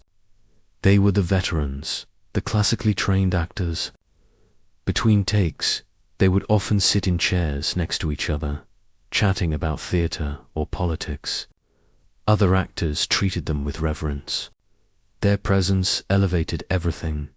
Famke Janssen had the hardest job physically. Many of the Phoenix scenes involved her on platforms with industrial fans blowing air, hair flying, while trying to maintain an intense expression. Hours like that. She was in a harness for the levitation scenes, which are uncomfortable, and she had to do all this while looking powerful and in control. Holler, Berry negotiated an expanded role for Storm before signing on. She wanted more character development, more leadership moments. This meant last-minute rewrites and scenes added for her. Some members of the production were frustrated with the demands, but Berry had post-Oscar leverage. James Marsden shot his few scenes quickly because he was flying back and forth between this film and Superman Returns. He literally shot X-Men during the week and Superman on the weekends for a period. That was part of the reason Cyclops was killed. Off early, they couldn't count on his availability for the whole production. Xavier's death scene was shot over multiple days because it was so technically complex. Patrick Stewart was on a platform surrounded by a green screen. The layers of him disintegrating were added in post. He had to react to nothing, imagine the pain, and sell something that wasn't physically happening. And he did it flawlessly. Kelsey Grammer spent hours every day in makeup as Beast. His entire body had to be covered with blue hair applications. It took 3 to 4 hours to put on, and an hour to remove. He did this for months. And then he had to act through it all, do stunts, and fight. Grammer never complained publicly, but it must have been exhausting. Ellen Page was the youngest of the main cast, and brought fresh energy. She was at the beginning of her career, before Juno made her super famous. The scene of her fighting Juggernaut was one of the most fun to shoot, according to reports, because it involved a lot of physical choreography with her phasing through fake floors and breakaway walls. Vinnie Jones, as Juggernaut, was a perfect physical casting, but he wasn't a trained actor. He came from football and struggled with some of the dialogue scenes. The "I'm the Juggernaut, bitch" line was added because it had become an internet meme, but Jones had a hard time delivering it in a way that didn't feel forced. Multiple takes were needed. Problems arose during filming. Some sets weren't ready in time, forcing schedule rearrangements. The weather in Vancouver was unpredictable. Rain interrupted exterior shoots. A stunt performer got hurt during an action sequence, causing delays while safety protocols were reviewed. The Golden Gate Bridge scene was particularly challenging. They shot real establishing shots of the bridge, but everything with Magneto and the mutants crossing was shot on a green screen or a partial set. Coordinating crowds of extras with effects that would be added later required meticulous planning. Practical explosions were used extensively in the final battle. Several buildings on the Alcatraz set had real explosives that went off during filming. It's cheaper and more realistic to do practical effects when possible, then augment them with CGI. The sound of those real explosions was also captured for the sound design. Post-production was equally frantic.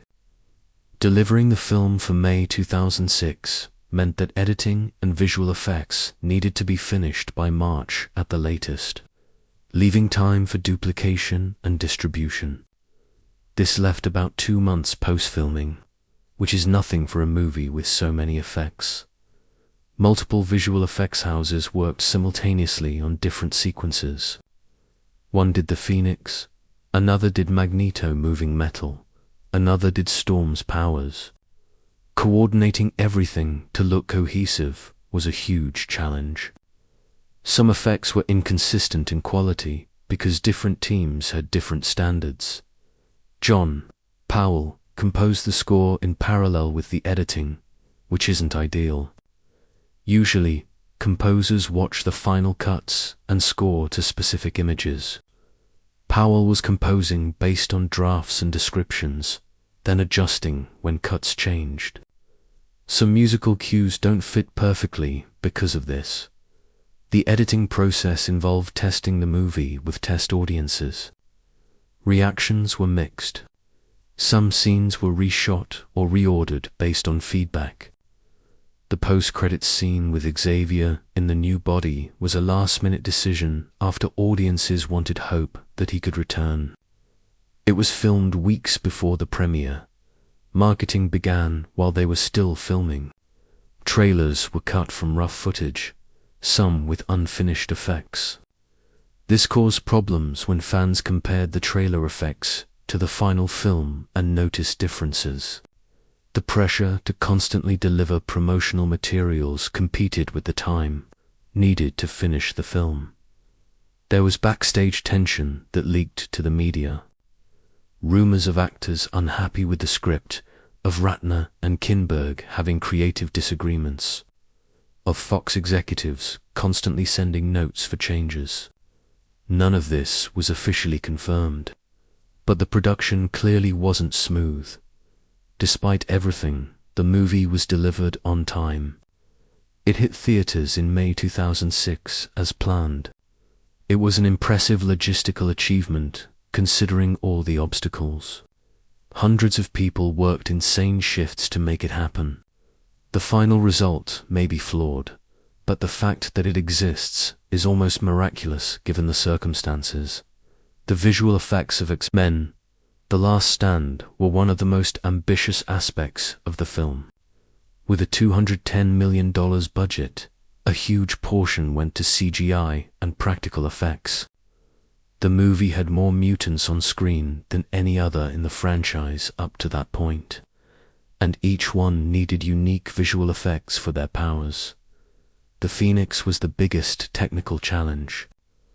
When Jean uses her powers, everything around her disintegrates into particles that float and vanish, creating this convincingly required complex physics simulations. Every object, cars, buildings, people, had to shatter in a unique but consistent way.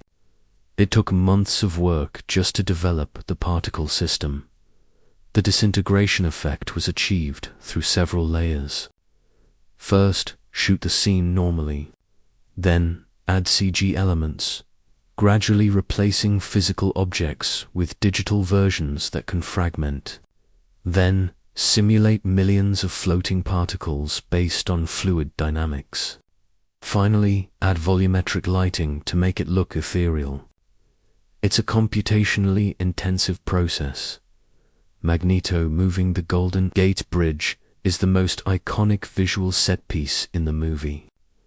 The real bridge is 1.7 miles long and weighs approximately 887,000 tons.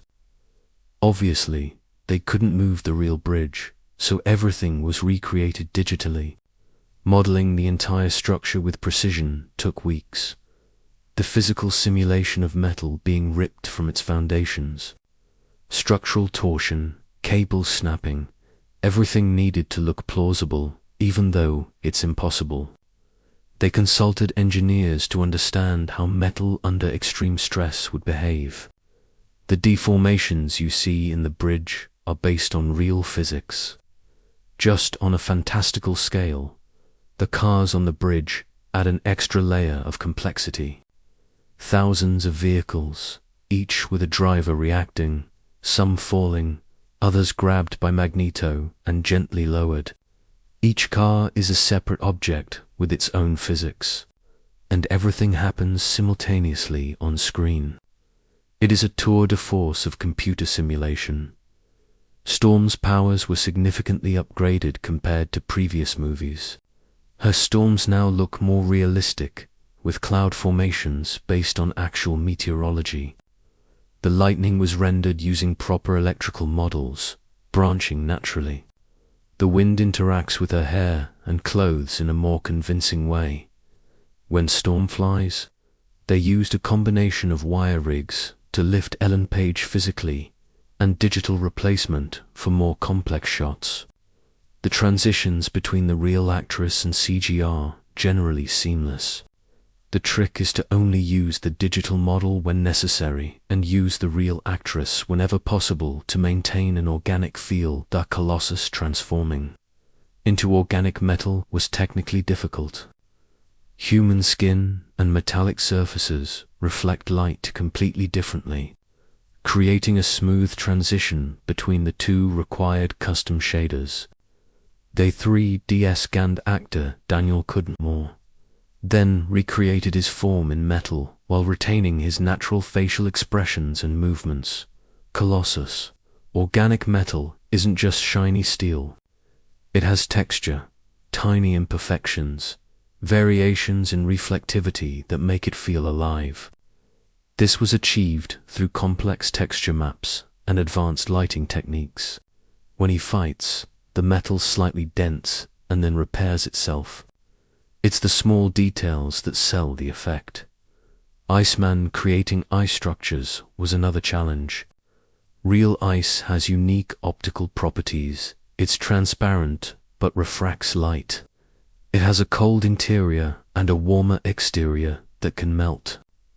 Simulating that correctly requires ray tracing and accounting for temperature. The ice surfaces Bobby creates have condensation vapor because they are much colder than the air. Kitty Pryde phasing through solid objects used a ghosting effect where she becomes semi-transparent during the transition.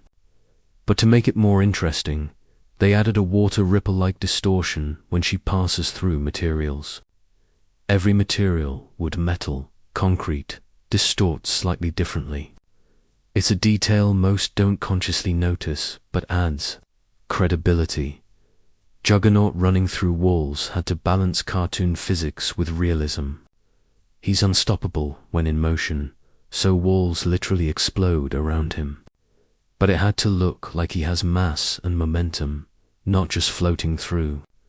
Debris flies in directions based on real impact physics. The final battle at Alcatraz easily has 50 visual effects happening simultaneously in some shots.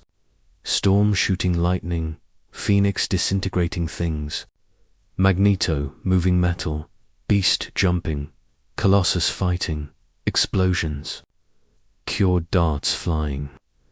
Coordinating it all to look cohesive was a compositing nightmare. The cinematography was led by Dante Sp, an Italian veteran who worked on films like Heat and Manhunt. He brought a European sensibility to an American blockbuster. Spinotti prefers natural light when possible, only augmenting it with artificial sources. This gives the film a grounded quality despite its fantastical elements. The color palette was deliberately expanded compared to previous films. X-Men and X2 were mostly cold blues and grays.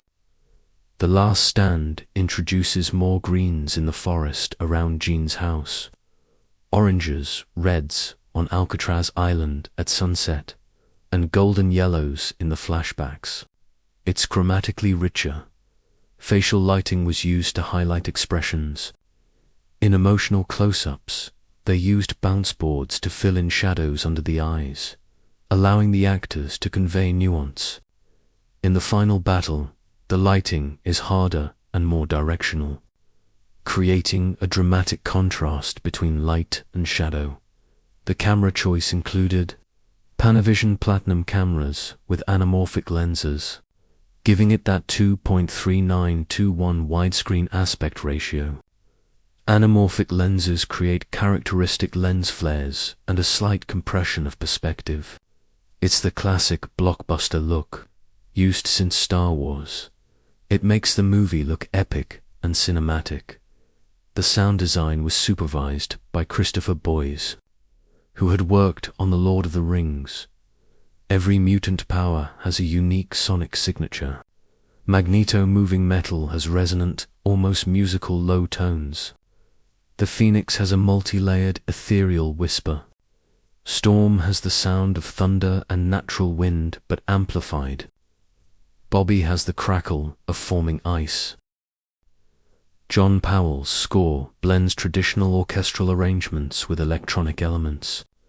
Michael Common's main X-Men theme from the previous films is referenced but expanded upon. Powell created a new theme for the Phoenix that is dissonant and unsettling, using high register strings that cause subliminal discomfort. For the bridge scene, Powell composed a piece that starts out majestic and epic but gradually adds menacing undertones as we realize the scale of the destruction.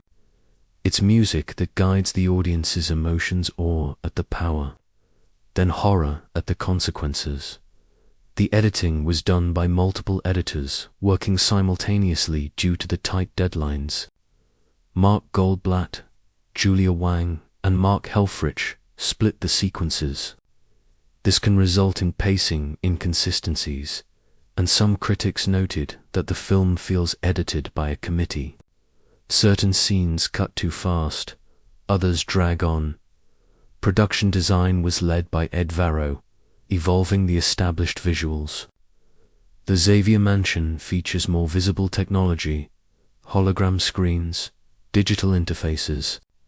The Worthington Lab has a clinical, cold aesthetic, all white and stainless steel. It contrasts with the organic feel of the school. Costumes were designed by Judianna McCall. The X-Men's leather uniforms return, but now with variations. Storm has one with more white, reflecting her leadership position. Wolverine wears his civilian leather jacket more than the uniform. It's visual, but also tells a story. The team is changing. It's no longer as unified. The Phoenix's costume is interesting. Jean wears mostly dark clothes, deep blacks and reds, colors associated with danger and power. When she was normal Jean in the previous movies, she wore lighter tones. The visual shift signals her internal transformation. Special makeup was critical for characters like Beast and Mystique. Beast had to look animalistic but expressive. Mystique required blue scales applied all over Rebecca Rumjan's body. That's hours of daily work. For battle damage, they gradually added cuts and dirt across the scenes. One interesting technical detail: Cyclops' glasses were redesigned with real ruby lenses that actually filtered light. This created a natural glow instead of relying solely on post-production effects. A small detail, but it contributes to the realism when the camera captures real light refracting through the lenses. Now, let's get into the behind-the-scenes stuff. Those stories that make you watch the movie again looking for details. And man, X-Men, The Last Stand has some incredible production stories that a lot of people don't know. Let's start with one of the craziest. The line, "I'm the Juggernaut, bitch," came straight from an internet meme in 2005. A year before the movie came out, there was a viral video where someone had done a parody dub of an old episode of the X-Men cartoon. In that video, Juggernaut said that line along with other absurd things. It became an online sensation, millions of views, and the writers, who hung out on fan forums, saw it and decided to put it in the movie as an Easter egg. When Vinnie Jones got the script with that line, he had no idea what the context was. He didn't know the meme, didn't understand why it was funny. The producers had to show him the video.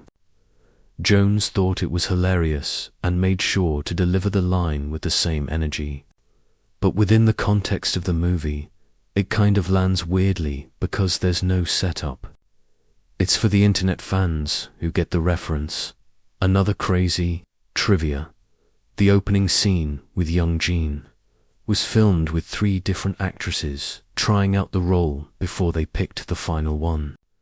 They wanted a girl who could convey power and vulnerability simultaneously with just facial expressions, since she has few lines. The chosen girl, Haley Ram, was only 9 and got so scared on set with all the effects that Patrick Stewart would chat with her between takes to calm her down. Stewart, by the way, was known on set as basically everyone's grandfather. He brought real tea from England and offered it to crew members. Between scenes, he told jokes and did impressions. There's a story that he did a hilariously accurate impression of Ian McKellen, who was right next to him. and everyone on set cracked up. McKellen responded by doing an equally good impression of Stewart. Hugh Jackman almost didn't do this movie. He was exhausted after 3 films, as Wolverine, plus all the promotional appearances. He seriously considered stepping away from the role. What convinced him was a conversation with Bryan Singer, ironically. Singer, even though he had left the project, called Jackman and told him the fans needed him to close out the trilogy right. Jackman agreed, but negotiated that this would be his last time as the main character. Spoiler, it wasn't. The scene where Wolverine walks through the Phoenix's disintegration was originally much longer. They filmed about 2 minutes of him walking, his skin burning and regenerating repeatedly. It was graphically brutal. Test audiences found it too disturbing, so they cut it down to 30 seconds. But Jackman had to perform that sequence for hours, with makeup artists applying burn prosthetics, removing them, then reapplying them. Femke Janssen improvised a lot of the Phoenix's facial expressions. The script literally said things like Jean stares intensely without specifying how. Janssen developed an entire language of micro-expressions to differentiate when Jean was in control versus when it was the Phoenix. Look at her eyes. When it's Jean, she blinks normally. As Phoenix, she rarely blinks, creating a subliminal unease. Kelsey Grammer studied X-Men comics extensively to prepare for the role of Beast. He wanted to understand not just the character but mutant culture in the comics. He became obsessed with nailing Hank McCoy's elevated diction. Between takes, he would practice quoting Shakespeare and ancient Greek philosophy to stay in the character's mindset. The Beast makeup had an unexpected problem: heat. Vancouver had a heat wave during the summer shoot, and Grammer was covered head to toe in synthetic fur and prosthetics. He sweated so much the makeup started peeling off. They had to get a portable AC unit that followed Grammer around the set, literally blowing cold air on him between takes. Ellen Page was 18 during filming and by far the least experienced of the main cast. She was nervous acting opposite veterans like Stewart and McKellen. There's a story where she flubbed a line in a scene with Stewart, apologized profusely, and he replied with something like, "Darling, I've been doing this for 40 years and I still forget lines. Relax." That put her at ease. The fight scene between Colossus and Juggernaut was choreographed by Alan Poppleton, who worked on The Matrix. He wanted it to look like 2 trains colliding, real weight, heavy impact. Daniel Cudmore, Colossus, and Vinnie Jones rehearsed the sequence for weeks. Jones, a former footballer, had a natural physical instinct. Cudmore had done stunts before. Together, they created something brutal and visceral. Mystique losing her powers and being abandoned by Magneto was added after the early drafts of the script. Rebecca Romijn didn't want to spend months in makeup again, so she negotiated a limited role. The writers turned that into a character moment for Magneto, showing that his loyalty was conditional on power. The Golden Gate Bridge being moved took 6 months of post-production work. It was the most expensive shot in the film. They rendered the bridge in such high resolution that you could see individual bolts if you froze and zoomed in. Obviously, that doesn't show up in the final film, but it shows the level of detail. The physics simulation alone ran on a render farm for weeks. There was an Easter egg almost nobody noticed. In the classroom scene, one of the students reading a book. The book is the Dark Phoenix Saga comic compilation. It's meta within the universe of the movies. The Dark Phoenix story exists as fiction that is simultaneously happening as reality. That was Ratner's idea as an inside joke. Xavier's death was technically complex beyond just the effects. Patrick Stewart had to act the scene multiple times with different intensities, because they didn't know exactly how much would be too much until they saw it with the effects added. He did more restrained versions, more dramatic versions. The final cut uses one of the most intense ones. He really sold the agony. Ian McKellen insisted that his final scene in the park be filmed with no visible practical effects. Just him, a real chessboard, a real park. The chess piece trembling was the only effect added later. McKellen wanted the performance to be about his face, the devastation of losing his powers. Not about movie magic. Ben Foster, Angel trained with circus coaches to develop the body language of someone with wings. Even when the wings were CGI, he wore a harness with practical rigs that pulled on his shoulders, forcing him to adjust his posture. This made his scenes look more real because he was physically compensating for weight that wasn't there but would be added later. The scene where Magneto rips the trailers from the lab was originally a much bigger sequence. He was going to destroy entire buildings, cause much more destruction. But the budget didn't allow for it, so they scaled it back to just the trailers. Ratner used this to his advantage, making the scene more focused and personal. Magneto, surgically removing only what holds the cure. Shawn Ashmore, Iceman, and Aaron Stanford Pyro were real-life friends and kept their frenemy dynamic going off camera. They joked that their characters needed an epic fight in this movie. Since they had that set up in X2, they got it, but it was smaller than they hoped. Still, the ice versus fire choreography was partly their idea. There was a deleted scene that would have completely changed how Rogue was perceived. After she took the cure, there was a sequence where she immediately regretted it, realizing her identity was tied to her powers. She tried to reverse it but couldn't. It was cut because test audiences found it too depressing, but it would have added layers to her arc. Xavier's funeral sequence was filmed on a perfectly overcast day. It wasn't scheduled. They were supposed to shoot on a sunny Wednesday. But Tuesday night it started raining, and Wednesday broke with those heavy, dramatic clouds. Ratner rearranged the whole day to capture that atmosphere because it was exactly what the scene needed. Sometimes luck is part of filmmaking. John Powell composed the Phoenix's theme using microtonal techniques, notes between the standard notes of the Western scale. This creates a subtle dissonance that is uncomfortable without being obvious. When you hear that theme, you feel something is wrong even if you don't know why. It's a psychological trick through music. The cure darts used by the soldiers were super detailed practical props. Each one had functioning LED lights and visible internal moving parts through the clear plastic. It's overkill for something that's on screen for seconds, but practical details make actors react more authentically. When a soldier loads a gun that feels real, he treats it as real. There was a huge debate about whether to show the bodies of the dead characters. Jean disintegrates Scott. No body.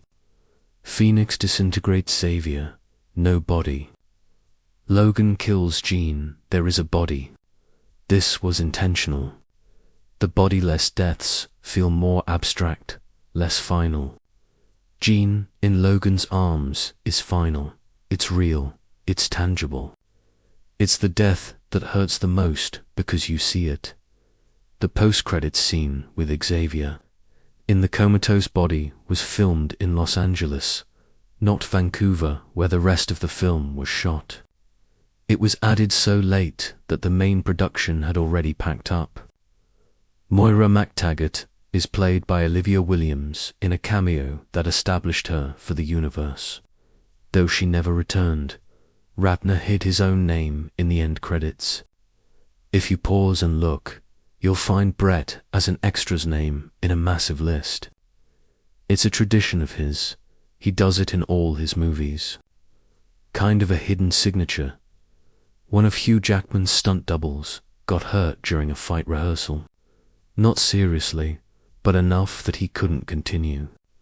Jackman, who does a lot of his own stunts, insisted on doing that specific one himself. Safety argued against it, but Jackman is stubborn. He did it, nailed it perfectly on the first take. The whole crew clapped. The last scene filmed wasn't the last scene of the movie. It was one of the scenes in the middle where Storm is teaching. Halle Berry was emotional, thinking it was her last time in the role she would return in future films. She gave a speech thanking the crew after Ratner yelled the final cut. A lot of people cried. The end of a production is always emotional.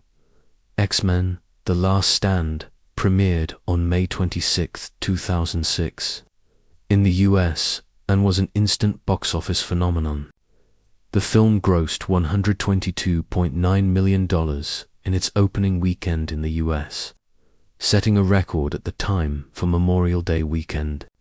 Those were massive numbers that proved the franchise's commercial appeal despite all the pre-release controversy in Brazil. The movie arrived on June 2nd and dominated the box office as well. Huge lines at theaters, sold-out screenings, that cultural event atmosphere that big blockbusters created in 2006. Remember that back then. Social media was much smaller. Word of mouth still worked differently. You went to the movies because friends said it was amazing, not because you saw it on Twitter worldwide. The Last Stand grossed $459.4 million, making it the highest-grossing film of the original trilogy. For comparison, the 2000 X-Men made $296 million and X2 made $407 million. The third one significantly outperformed both. In pure commercial terms, it was an absolute success. Fox saw a massive return on their $210 million investment. But here comes the tricky part. Critical reception. X-Men: The Last Stand received mixed to negative reviews from most critics. On Rotten Tomatoes, it holds a 57% approval rating among critics, considered rotten by their system. Metacritic gave it a 58/100, indicating mixed or average reviews. This contrasted sharply with X2, which had an 85% on RT. Critics praised the epic scale, the visual effects, and some performances, especially Stewart and Jackman. But they criticized the rushed pacing, the wasting of characters like Cyclops, the oversimplification of the Dark Phoenix saga, and the lack of emotional depth found in the previous films. Roger Ebert gave it 2 out of 4 stars, calling it competent but uninspired entertainment. Peter Travers of Rolling Stone was particularly harsh, saying the movie betrayed everything that made the first 2 special, and that Ratner directs as if he's checking off a grocery list, not telling a story. Ouch. But not everything was negative. Some critics defended the movie as well-executed summer fun, arguing that expectations were just too high. The fan reaction was even more divided than the critics. Online forums in 2006 exploded with debate. Sites like Ain't It Cool News, IGN, and dedicated X-Men forums had threads with thousands of posts dissecting every aspect. You had fans who loved the boldness of killing off main characters, and you had fans who hated how those deaths were executed. Cyclops' death was a massive point of contention. Comic fans were furious seeing the leader of the X-Men discarded so casually. James Marsden had his own issues with it. In later interviews, he expressed disappointment that Scott didn't get a proper send-off. but he understood the production limitations. The adaptation of The Dark Phoenix drew heavy fire from comic purists. In the comics, it's a massive cosmic saga involving aliens, intergalactic trials, Jean eating a sun and killing billions. In the movie, it's confined to Earth and mostly about Jean failing to control her powers. Incomparable scales. Many felt they wasted one of Marvel's best storylines. But there was passionate defense too. Many fans argued that a literal adaptation of the comic saga would be impossible in a movie, that the cinematic version worked within the established universe, that the emotional core, Jean being a threat to herself and others, Logan having to kill her, was intact. It's a debate that rages on to this day. The deaths of Xavier and Jean shocked general audiences who didn't read the comics. A lot of people walked out of theaters emotionally devastated. There were reports of people crying during Logan and Jean's final scene. Others were angry, feeling the movie was too depressing. Summer blockbusters normally don't kill off main characters, permanently or seemingly permanently. Awards were a mixed bag. The movie won several Teen Choice Awards and MTV Movie Awards. Fan-voted awards that value entertainment over art. It was nominated for several Saturn Awards, Sci-Fi Awards, but didn't win the big ones. It received no Oscar nods, though the visual effects could have competed. The Academy still didn't take superhero movies very seriously in 2006. The cultural impact of the film was significant. Phrases like, "I'm the Juggernaut, bitch," and "We are X-Men" entered the pop culture lexicon. The image of Magneto moving the Golden Gate Bridge became iconic, parodied, and referenced in countless other media. Even people who haven't seen the movie recognize that image. The film influenced the superhero movies that came after. It showed that audiences would accept the permanent or near-permanent deaths of major characters. Iron Man in 2008, The Dark Knight that same year, The Avengers. Later, they all benefited from The Last Stand, testing the waters of real stakes and consequences. Not always perfectly executed, but pioneering. The issue of the cure as a metaphor resonated deeply with multiple communities. LGBTQ+ people saw parallels with conversion therapy. The autistic community discussed parallels with attempts to cure autism. People with disabilities debated whether they would choose a cure if one existed. The film, intentionally or not, touched on profound questions of identity. There was also backlash regarding representation. Some critics pointed out that of the main characters killed, Cyclops, Xavier, Jean, 2 were women or minorities being sacrificed for the arc of the white male hero Wolverine. It's a valid criticism that superhero movies still struggle to properly address. The Last Stand certainly wasn't progressive in that regard. Commercially, the success led Fox to continue expanding the X-Men universe. X-Men Origins, Wolverine in 2009, X-Men First Class in 2011, The Wolverine in 2013, and the whole subsequent timeline.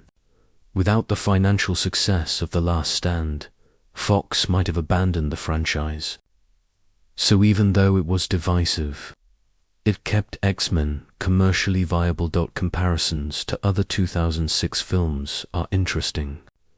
Superman Returns, directed by Bryan Singer, who left X-Men to make it, opened a month later and had a disappointing box office performance. It cost more $270 million, but made less globally, $391 million. Ironically, Singer's decision ended up temporarily hurting his career, while X-Men went strong without him. Pirates of the Caribbean, Dead Man's Chest, was the dominant blockbuster of 2006, grossing over $1 billion.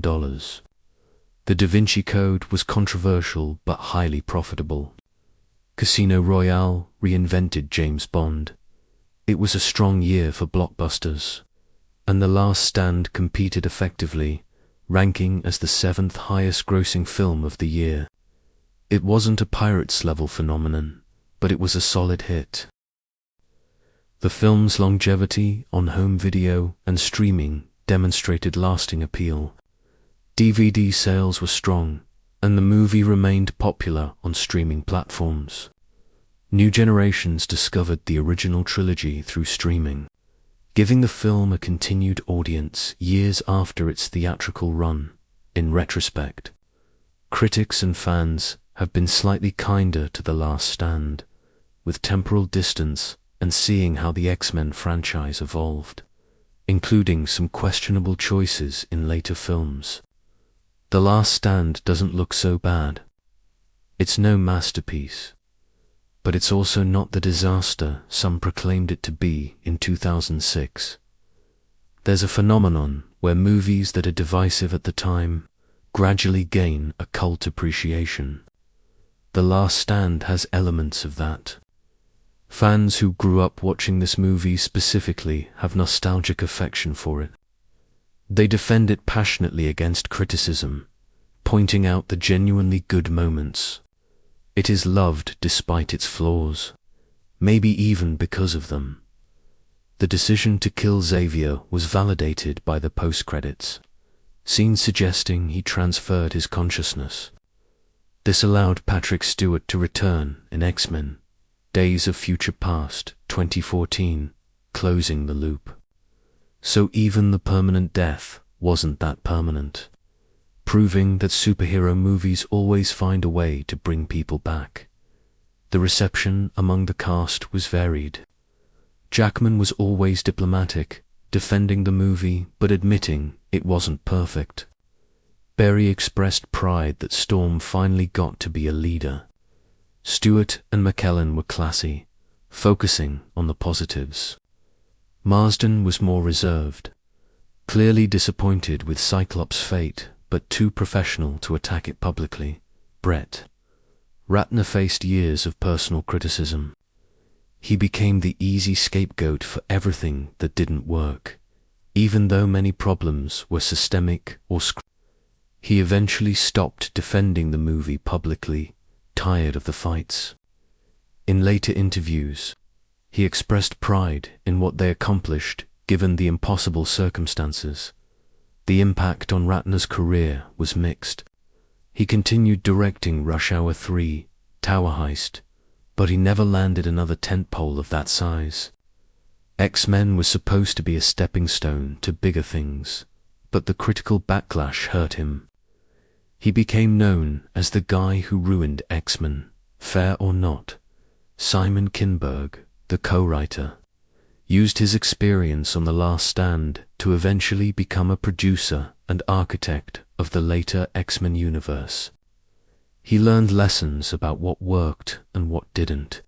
When he produced Dark Phoenix in 2019, another attempt to adapt the saga, he avoided some mistakes but made new ones.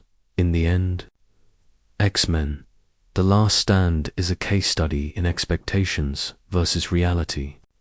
The expectations were impossible to meet given the production circumstances, but the movie delivered massive commercial success and solid entertainment for millions. It didn't satisfy critics or purists, but it reached a mainstream audience effectively. In Hollywood, that's frequently enough. Almost 20 years after its release, X-Men: The Last Stand occupies a fascinating and complicated space in superhero movie history. It isn't remembered as a genre classic like The Dark Knight or the first Iron Man, but it's also not forgotten like so many other mid-2000s blockbusters. It persists in the pop culture consciousness. For better or worse, the movie's most important legacy is probably proving that superhero franchises could survive a director change and take real narrative risks. Before The Last Stand, the idea of killing off multiple main characters in a superhero movie was almost unthinkable. Studios were afraid of alienating audiences. But the movie did it and was still a massive commercial hit. This opened doors for higher stakes in future films. When Joss Whedon killed Coulson in The Avengers, or when the Russo brothers did the snap in Infinity War, wiping out half the universe. They were building on the precedent that The Last Stand helped establish. Audiences could handle loss and tragedy. They even wanted it, because it made the victories more meaningful. The movie's approach to mutation as an identity metaphor influenced larger cultural conversations. The central question, whether you would take a cure for something that makes you different, but also defines you, resonates differently for different people.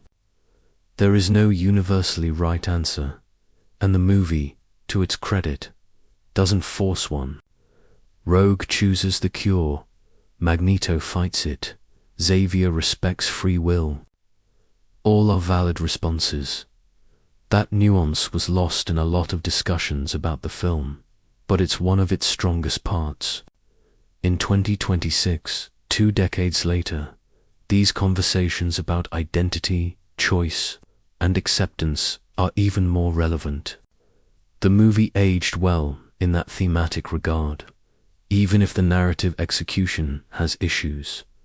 Visually, The Last Stand set standards for ensemble superhero action sequences. The final battle at Alcatraz, with dozens of characters using unique powers simultaneously, was the template for countless future scenes. Every big Avengers battle has the DNA of that sequence controlled. Chaos where multiple action threads happen, but you can always follow the main protagonists. The decision to bring so many comic book mutants to the screen, even if many were glorified extras, satisfied longtime fans and showed that adaptations could honor the source material by pulling from deep lore. This influenced how Marvel Studios would approach their cinematic universe years later, bringing even obscure characters to life. Magneto moving the Golden Gate Bridge remains one of the most iconic images of any X-Men film. It's the kind of character-defining moment, an absurd display of power that only works in a visual medium. You can describe it in a comic book, but seeing it animated in live action with a dramatic orchestral score is something else entirely. It is spectacle cinema in the best sense. The movie also represents the end of an era for the cinematic X. After The Last Stand, the franchise shifted focus. Wolverine got solo movies. First Class rebooted with a younger cast in an earlier period. The original trilogy minus 2000, 2003, 2006, closed. That trio of movies defined X-Men for a generation, forever influencing how those characters are perceived even beyond the comics. There is something melancholic about revisiting The Last Stand, knowing it was the last time we saw that specific cast working together except for Days of Future Past, which was more of a passing of the torch. Hugh Jackman as Wolverine, Patrick Stewart as Xavier, Ian McKellen as Magneto. That was the definition of those characters for millions. Seeing that chapter close, even flawed, had emotional weight. The scene of Logan killing Jean remains devastating. No matter how many times you watch it, knowing it's coming, it still hurts. Hugh Jackman and Famke Janssen sell that moment so completely, so painfully, that it transcends whatever script issues are around it. It is a core of true emotion in the heart of a movie frequently criticized for lacking it. Proof that even a flawed movie can have perfect moments. The handling of Rogue and her choice to take the cure sparked debates that continue today. Some see it as a betrayal of the character and the franchise's message.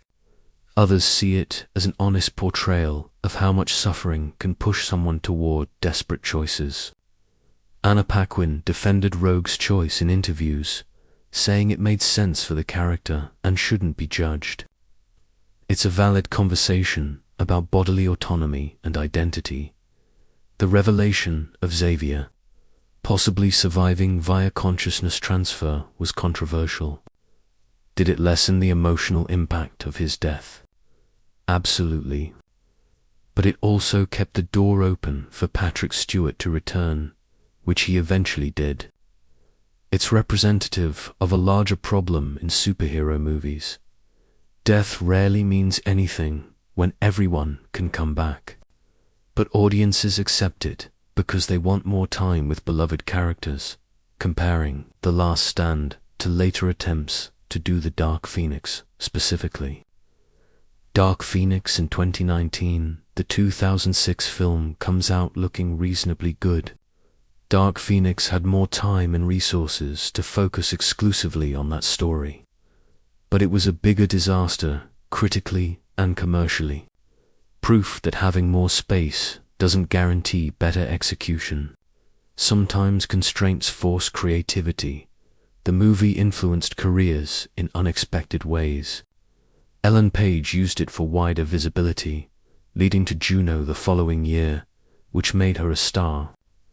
Kelsey Grammer proved he could do blockbusters, not just TV sitcoms. Ben Foster showed a physical presence that led to more action roles. Even Vinnie Jones gained Hollywood recognition as Juggernaut. Despite coming from a football career, Brett Ratner never fully escaped the shadow of this movie. He did other projects, some successful, but there would always be an asterisk. The guy who directed that X-Men that the fans hated. It's unfair to boil an entire career down to one movie, especially considering the impossible context of the production. But the internet has a long memory and loves simple narratives. Musically, John Powell's score is underrated. It doesn't have an iconic theme like John Williams' Superman or Danny Elfman's Batman, but it does an effective job of supporting the scenes emotionally and elevating the action. The Phoenix theme is genuinely unsettling.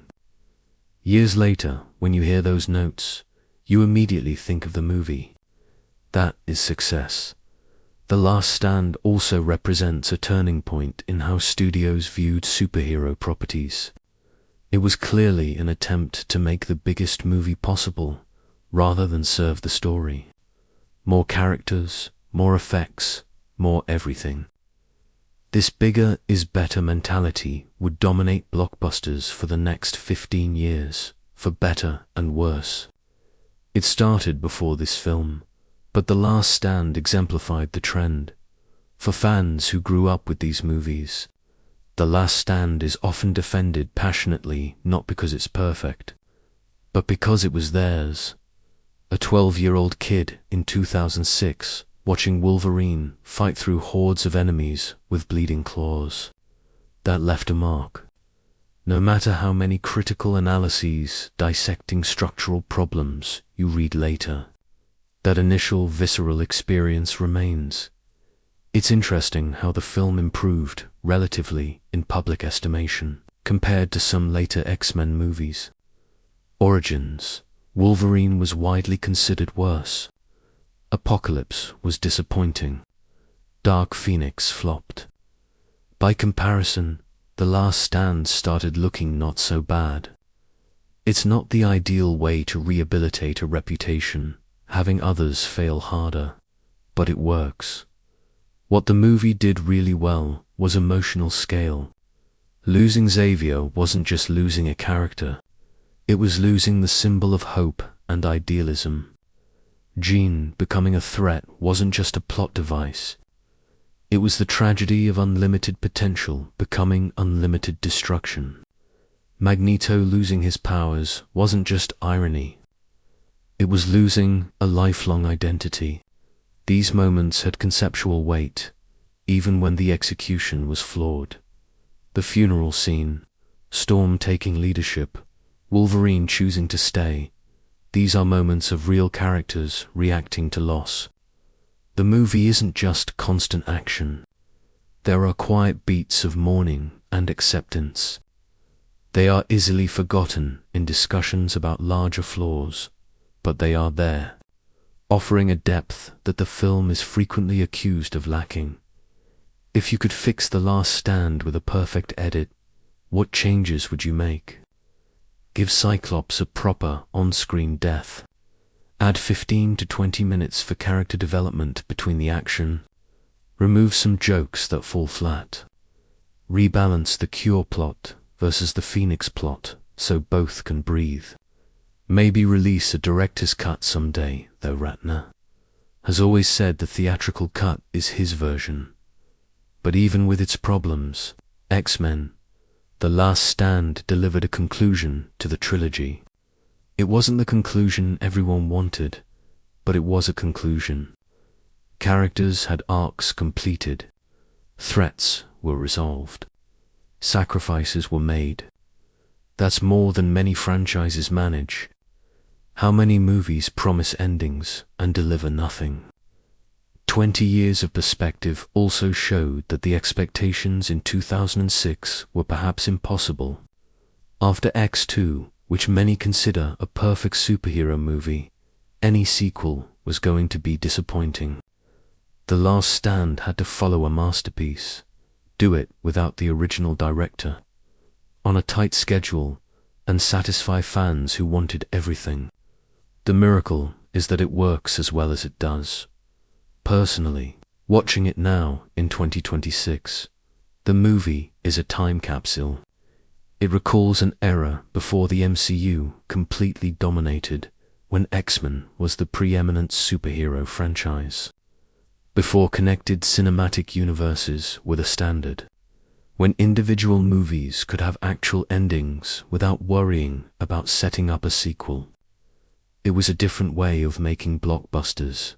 X-Men: The Last Stand is not a masterpiece. It's not the best movie in the franchise. It's not the definitive adaptation of The Dark Phoenix. But it's ambitious, occasionally thrilling, often visually spectacular, and bold enough to try things that could fail. I prefer a flawed movie that attempts something big over a mediocre movie that plays it safe, in the end. The movie's legacy is complex, just like the movie itself. It is a crucial part of cinematic X-Men history, influenced countless subsequent films, and provided memorable moments and iconic imagery. Could it have been better? Always. But it could also have been much, much worse. It's a 2006 blockbuster doing the best it could with the time and resources it had, trying to honor beloved characters while telling a bold story. And man, almost 20 years later, we are still talking about it, still debating the choices, discussing the moments, feeling things about these characters. Isn't that what cinema is supposed to do? Provoke a reaction, inspire discussion, persist in memory. By that metric, X-Men: The Last Stand succeeded. It's part of the cultural conversation. It's a piece of superhero movie history, and that is a legacy worth something.